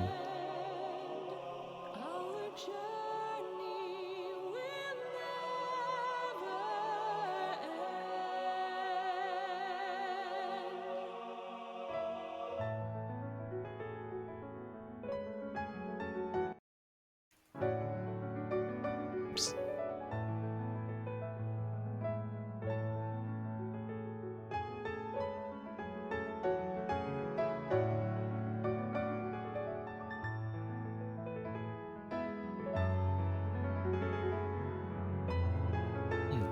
The name of the quest implies that's the final one, so what is the secret of the lake? I thought we were supposed to learn the secret there, because apparently it was important enough that Migar Sormir figured it was worth sacrificing himself once it was threatened. Though granted, Midgard Sormir is a dragon so powerful that death is just a minor inconvenience for him. He just sleeps for the next couple hundred years or so and he's back on his feet.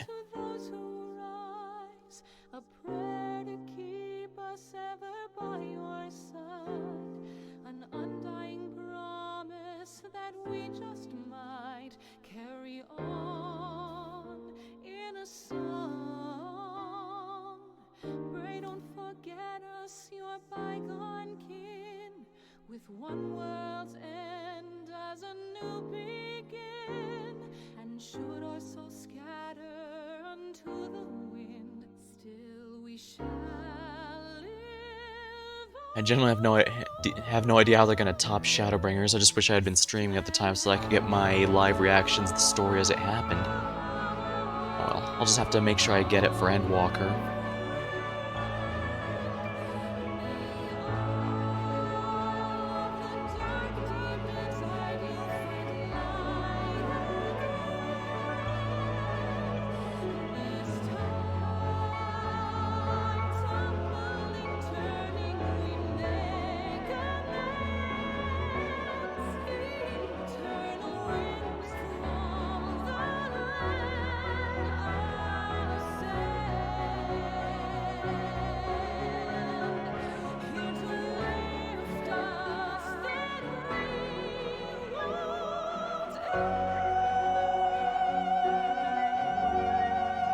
Music is as on point as it's always been, that's for sure.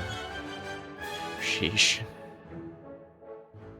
I think it's been known for a while now, but apparently the lead musician and Soken actually ended up getting cancer while he was dealing with with the latter half of Shadowbringers, and that makes a lot of the songs rather impressive because some of the music, like To the Edge, is considered some of the best stuff the game has had in period, basically. So it's even more impressive that he was able to compose in that time.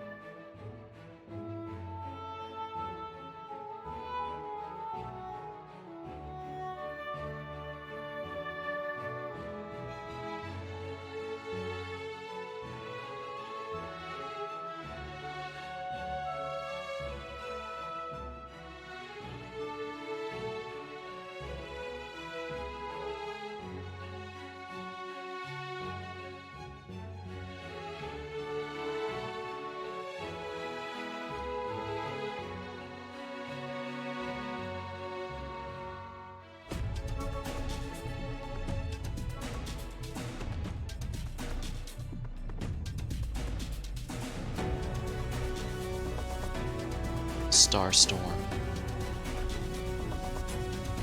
Chosen One's powers are apparently awakened simply by seeing something that's reminiscent of the end of days. Final days.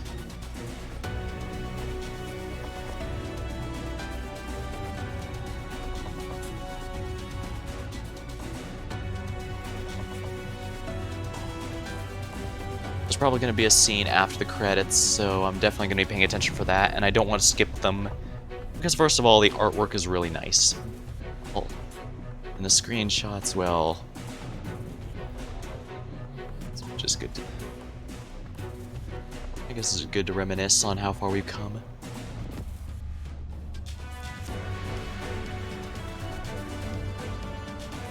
Fighting the very concept of the Warrior of Light.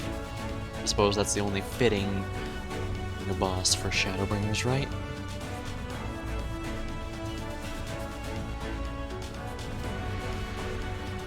Elidibus in his true form. One of the ancients, but a child. Explains why the final seat of the convocation refused to abide by what they were doing. But they also refused to join for the ones making Hydaelyn. Will we find out why they refused the Heidel inside as well and end up having to fight her as well? I guess all I can really do is speculate. But then again, it's part of the fun of something like this, right? Ongoing story.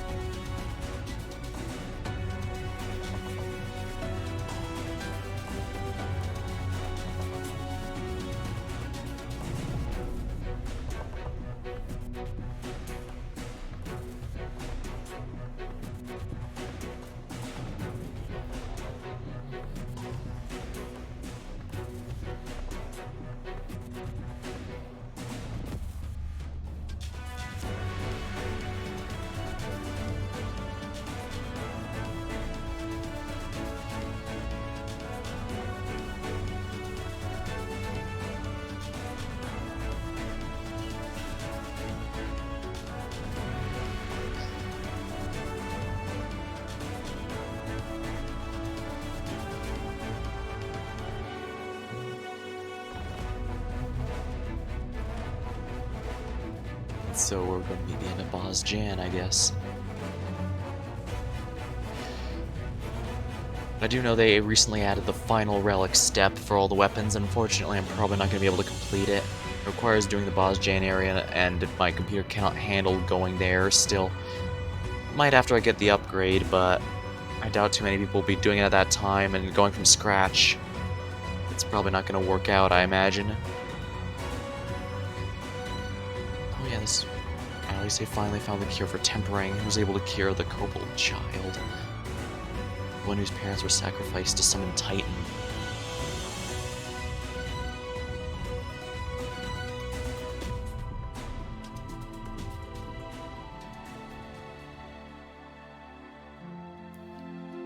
Dang, that's a lot of credits. That's not a big deal, I don't think.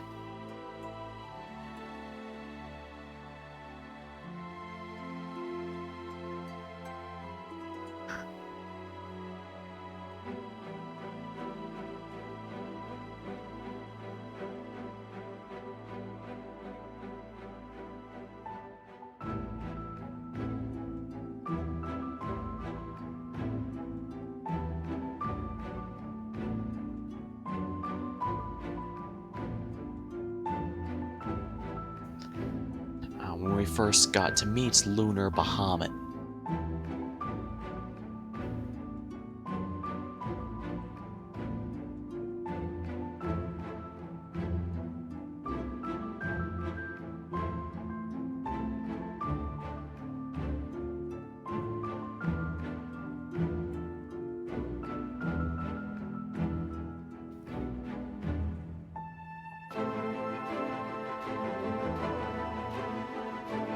Holy balls, I forgot how many people worked on this MMO.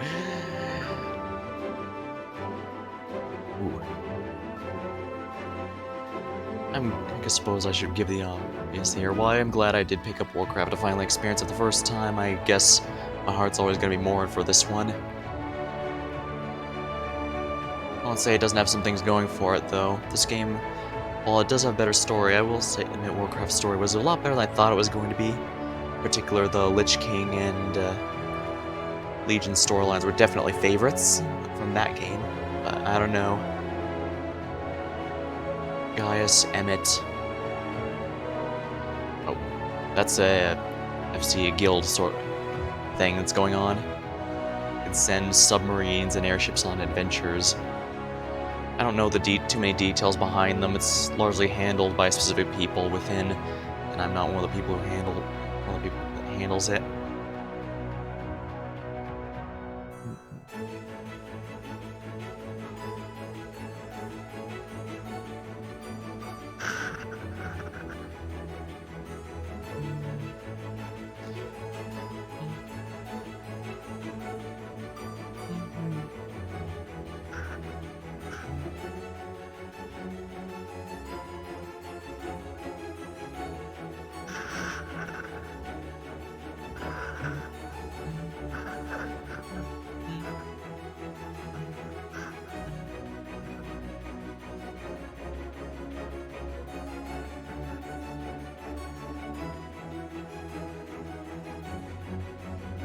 Well, we're finally getting close to where we are in this.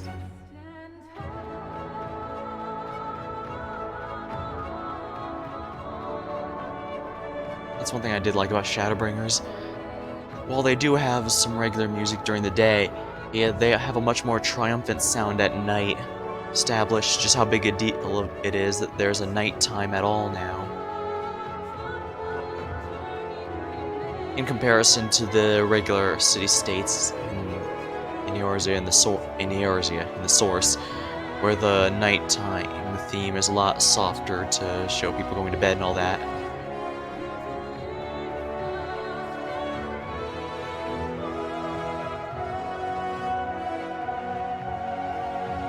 And there it is, the final scene.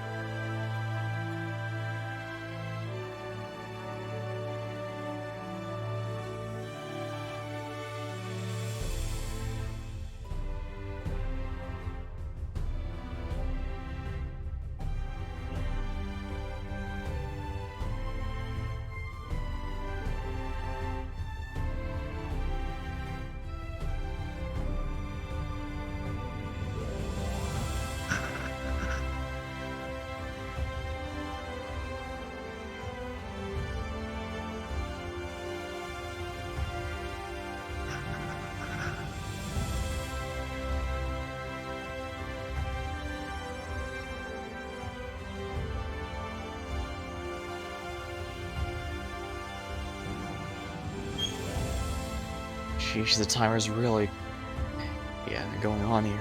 Well, did say expect to put quite a few cutscenes in sequence, and I imagine like the other patches, there's going to be Meanwhile in Garlemald or something like that, with Xenos getting ready to do his thing now that he chose his new weapon.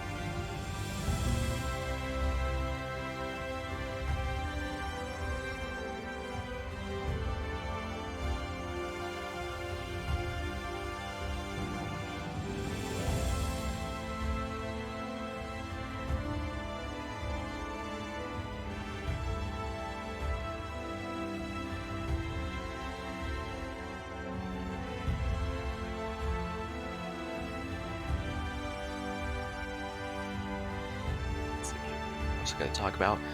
Well, I guess I could talk a bit about the Nier Automata raid, since it ended in a way that's a bit weird. It did solve some of the last remaining plot points from Automata itself, but I suppose leave it to Yoko Taro to put some concluding facts of one of his games in another game.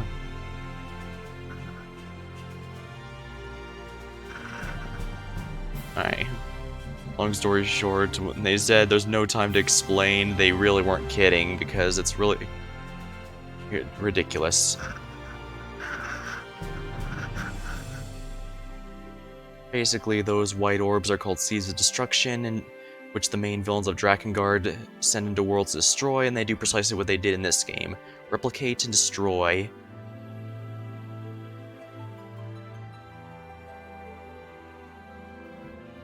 That's why the 2P army got absolutely huge by the end. It was replicating to destroy as much as possible.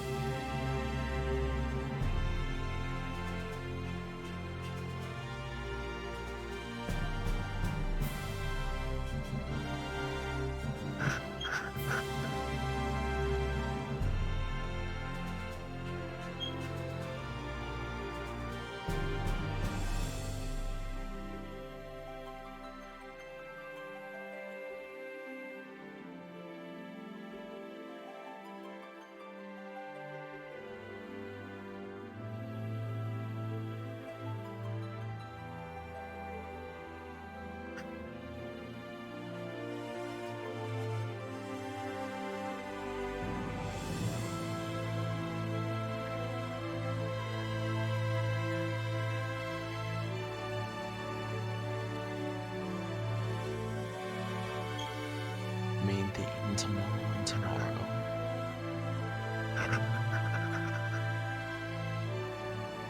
Ending theme to the edge.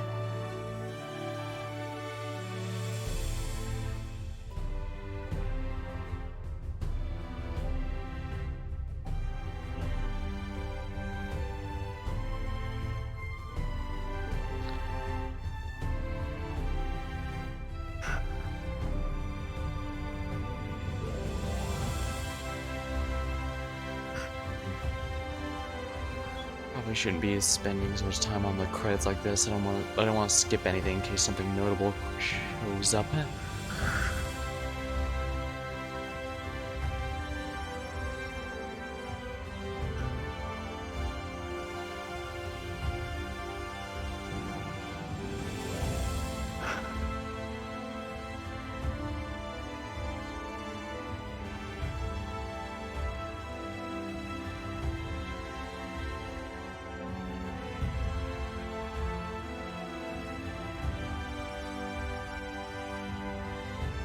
I thought we were getting to the end.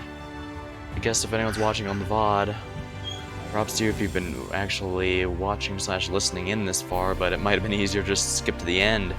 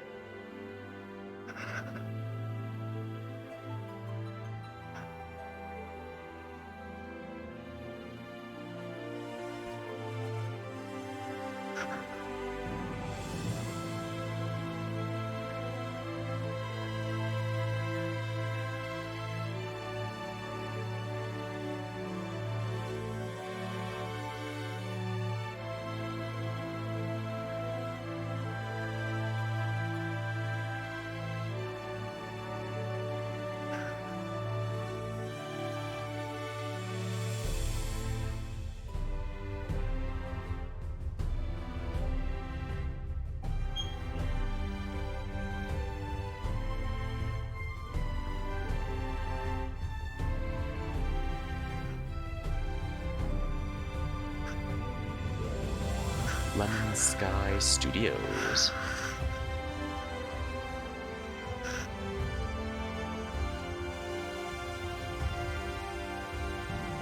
So I should grab a sip from my drink while I'm waiting for this.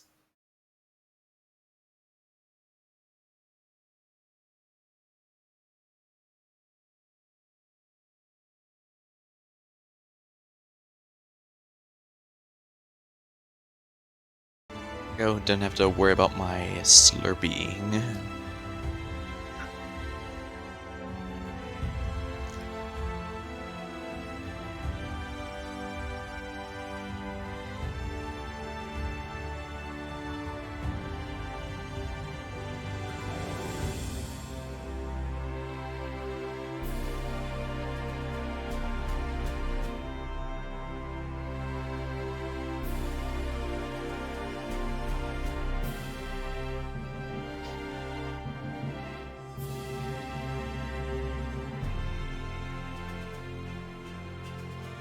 Art Empire? Wait, what?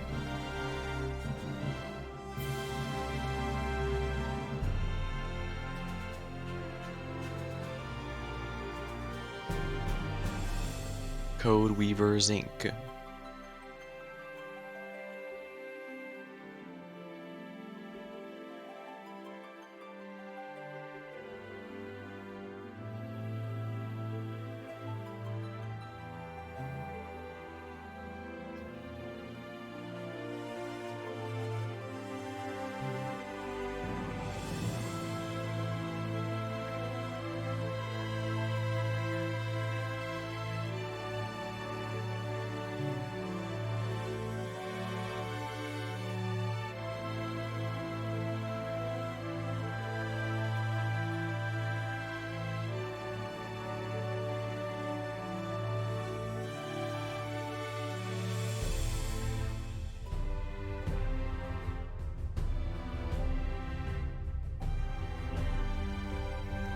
Creek and river. Isn't the creek just a small river?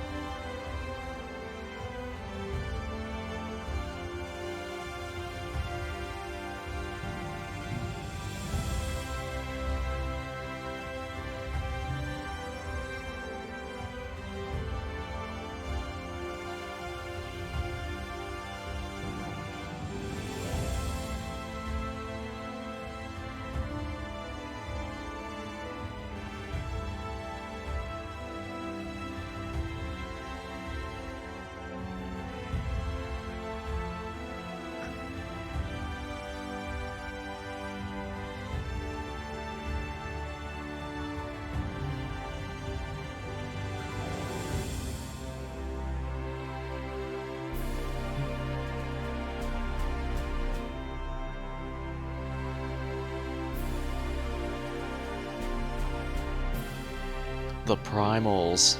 The band.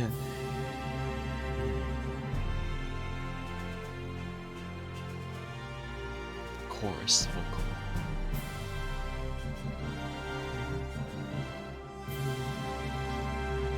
Axis Falls. Oh, we're getting to the end now. Canada type. Havoc engine.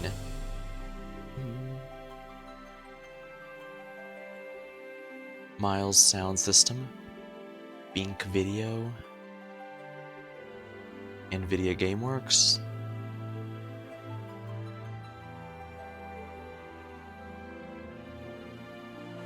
Logo illustration. Mono's artwork has always been really nice, even the games where they aren't the primary artist. Just always make something really nice. Guest creators, Yokotaro. Save the Queen, Algebra Factory.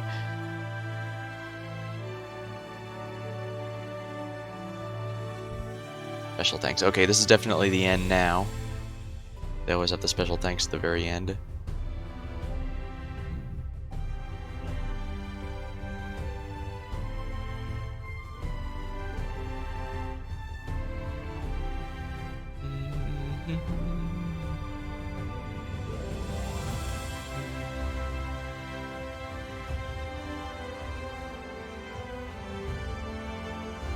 Whoa, that's a Sony Interactive Entertainment. Dog Ear Records. Dog ears, does that mean they stand upright or are they floppy? Then again, I guess a lot of animal ears could be both of those. I mean, rabbits can have those ears that are floppy or straight up.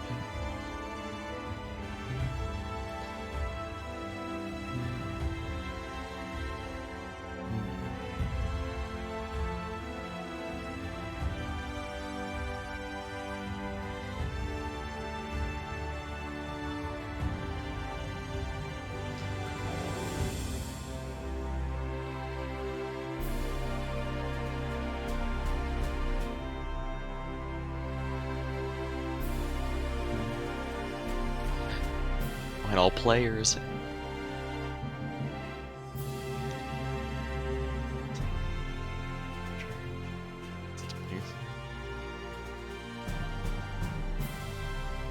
Mr. Headshot.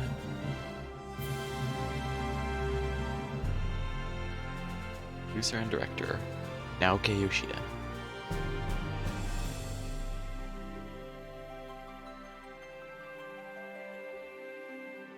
Produced by Square Enix Ltd.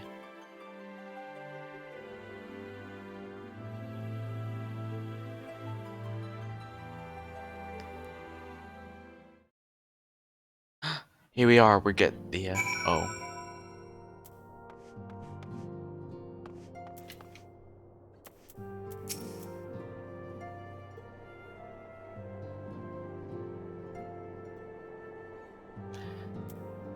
Many though the enemy were, their numbers consisted largely of tempered beastmen, with a few lunar primals to keep things interesting. The Gallians themselves ventured little, lost less. It has ever been the Empire's way to have others fight their battles, but even they would blush at the his use of tempered slaves. The Cotonou Flats seem fated to play a prominent role in the history of the realm, do they not? I wonder, might the abundance of ether that floweth through that region have led the Alligans to entomb Omega there? Throughout the battle, I could not shake the feeling all present were performing for the amusement of Fandaniel, nor did his blithe reaction to his latest defeat give me cause to think otherwise. I can only conclude that such failures are of little consequence to his grander scheme, whatever they may be. I'll recommend the Alliance keep a closer watch over to Cartno. The Telephore may have failed in their attempt to destroy the Confluence this time, but there's not to stop them from trying again. I doubt he'll try again, if only because Fandaniel seems to only go with whatever amuses him at the time, and going after the same thing again would be rather boring. The Tempered we were able to treat will be taking the city-states for observation. As soon as the Alliance is satisfied they've recovered, they'll be free to return home. At the close of the battle, when the clouds parted and the moon shone down on us all, I cannot well express how I felt. Somehow, it seemed more of a beginning than an ending. Hey, to begin, we first must see the end. You should have seen my face when Lord Amaric turned up on the doorstep. Did none of you think to send word he was bringing you home?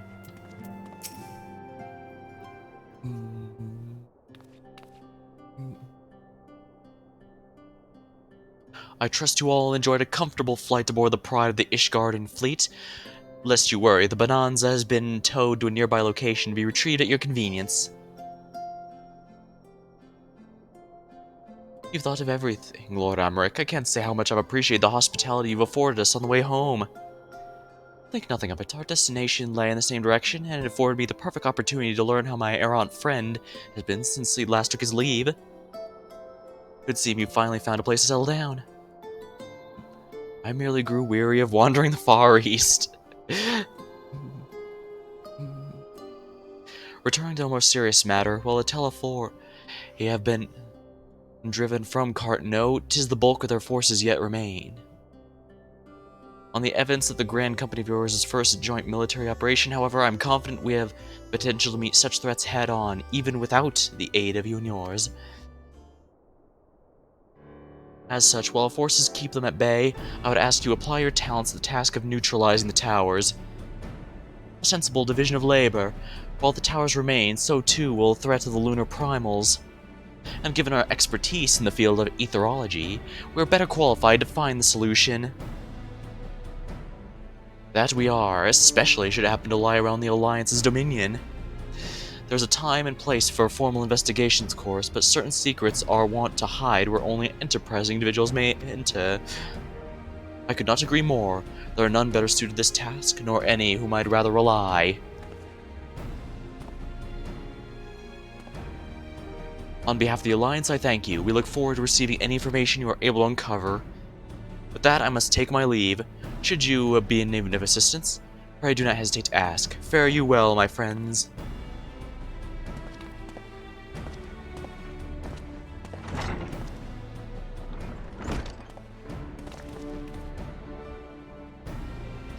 I confess I had hoped to be able to study the towers more closely, vital as they plainly are to the Telephore's plans.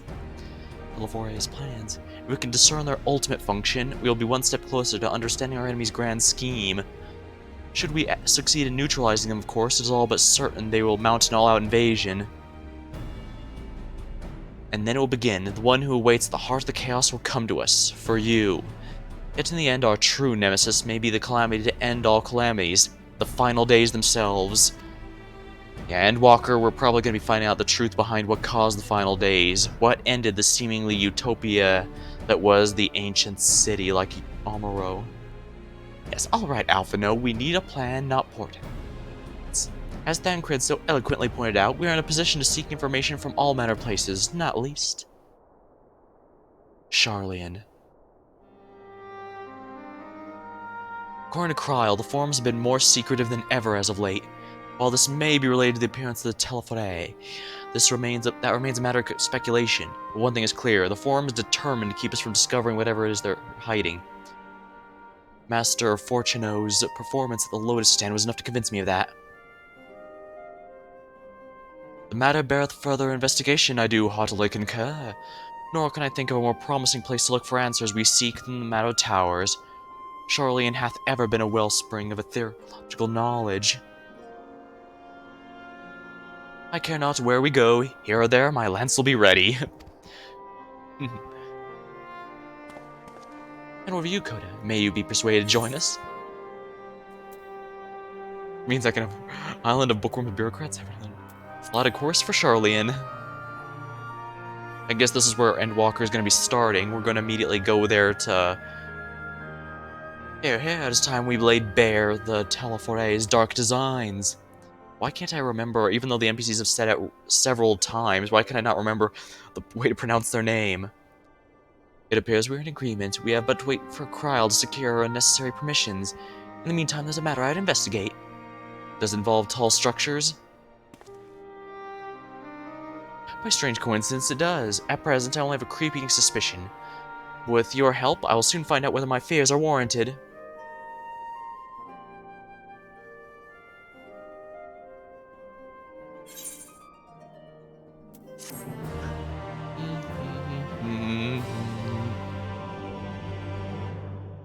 You've learned the emote Shush. Perfect for when you have to discover the imposter among yourselves. Meanwhile, the growing capital, the part we've all been waiting for.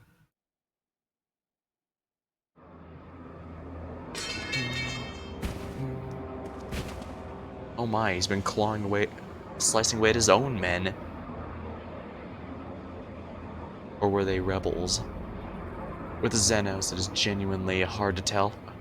Well, he's the representative of the new Reaper class. Those Eorzeans certainly are a stubborn bunch. Though I suppose you knew that already. My plan to redirect the ether from Cartano came to a rather less than satisfactory conclusion. It was, in many respects, an abject failure. Which does, of course, raise the question of where we are going to procure the requisite amount. The obvious solution would be to draw on resources a little closer to home, though that would require our dreamer to dream a trifle more deeply. So be it. The dreamer will not complain. Then let us begin the preparations at once.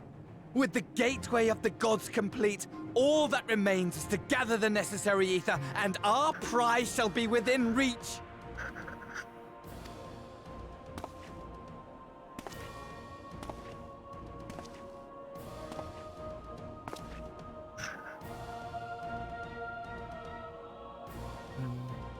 The time has come to fulfill your heart's desire!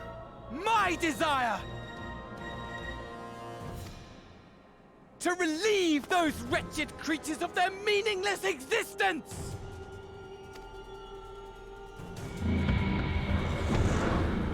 What is that? Castle of some sort. While I await you, I shall drink a sea of souls and gorge myself upon the darkened moon.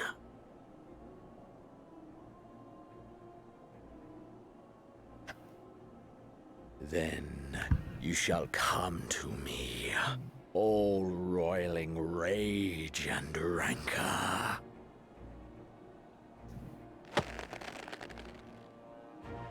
And the stars shall bear witness to our final contest. That was a neat effect, the light it had with the...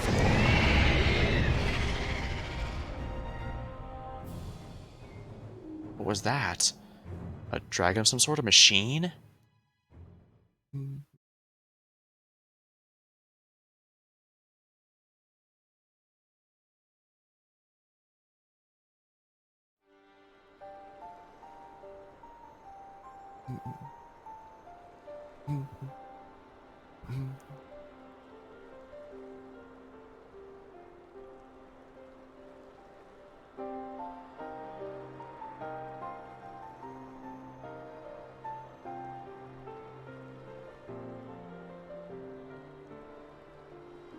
As I thought, The ethereal currents have been disturbed here too.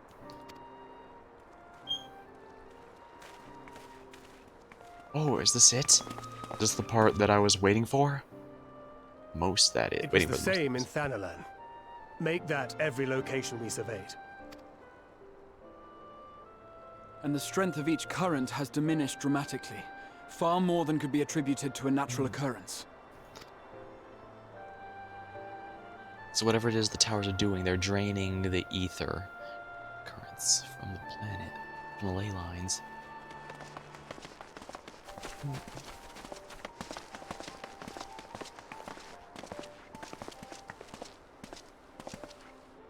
What tidings bringest thou from Dravania? We took a number of readings, and noticed that the closer we were to the tower, the lower the etheric density became. In short, The towers are drawing upon the land's ether, which would explain how they were able to carry out the summonings.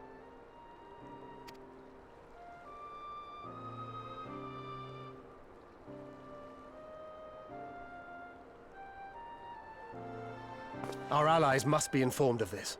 We should return to the Rising Stones and have Tataru relay our findings to them.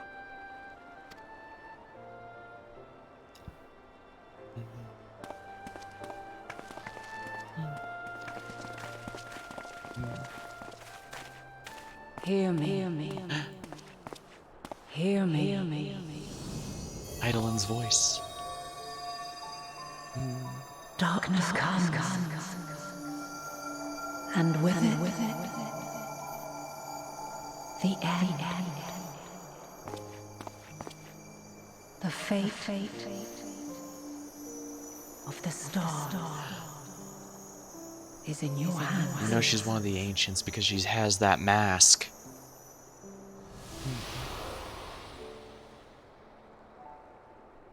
Absolutely no questions. That has to be Venat. The heart of Eidolon, in the same way Elidibus was the heart of Zodiark. Everything all right back there? How does Zodiark exist with his heart destroyed?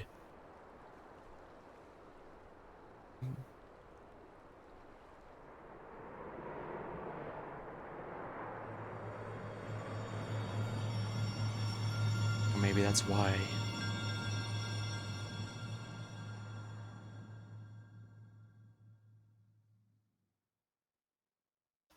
At solemn dawn, grim purpose shines, and gazes cast towards moonlit sky.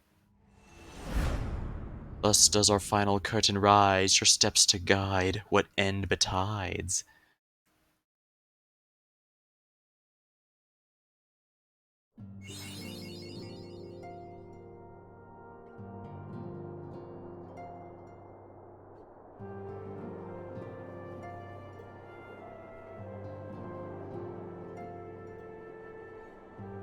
Alright, well, that's everything. And then, not only do members of the Forum intend to adhere to the long-standing policy of non-intervention, they made a point of sending Master Fortuno here to explicitly state it. Rather than simply refusing to involve themselves, it appears they're actively trying to prevent us from meddling in their affairs. That does, of course, make Kryle's mission of securing our entry to Charlie and Neon impossible, but I'm confident she'll find a way regardless. Yeah, I think that's a thing. Why would they send someone instead of just saying, no, screw you? Especially since, let's be honest here, I think that was pretty much the expected response. Much and more have we discovered of the Telefore's machinations since Thancred and I did return from Garlemald. Verily, our troops doth appear to have been tempered much the same manner as those engaged in construction, the towering edifice in the capital. When Ardenwald tried to free the Amalja held in the tower, it triggered some sort of alarm. And the captives were killed instantly. As such, we have no choice but to leave them in the clutches until a means of rescuing them has been found. In the meantime, the summonings of lunar primals will continue, just as we must rely on Grand Company of Eorzea to put down such entities and prevent further abductions, so too do they rely on us to come through on our investigation. I have a feeling the journey to Charlene is going to be quite the test of your nerves in more ways than one. You'll miss this place while you're away, I just know it. But for now, the best thing you can do is get plenty of rest while we wait to hear from Kryle. I've received word that Ardenwald is back at the Pronstery. As much as I would like to visit him, I shall wait until there is good news to share. The last time we met, it was strange that he should be the one trying to cheer me up in spite of everything that has befallen him. Still, I was glad for the chance to meet up with him, and his words will continue to be a source of encouragement. At the end of the Dragon Song War, I spent many a moon roaming.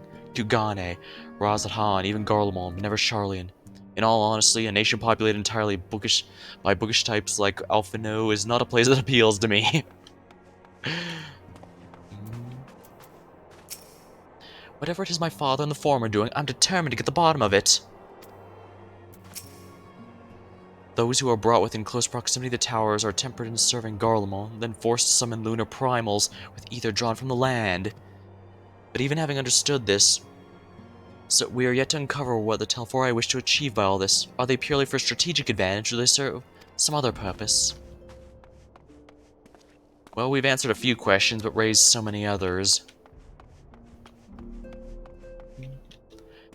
So Hydaelyn was sealed within the lake. Looks like the heart of Hydaelyn sealed within the lake, and the heart of Zodiark within the moon.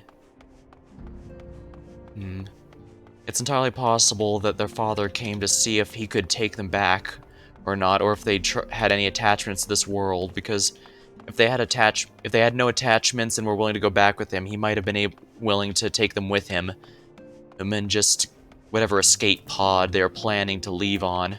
I'm still convinced of it. Either they don't...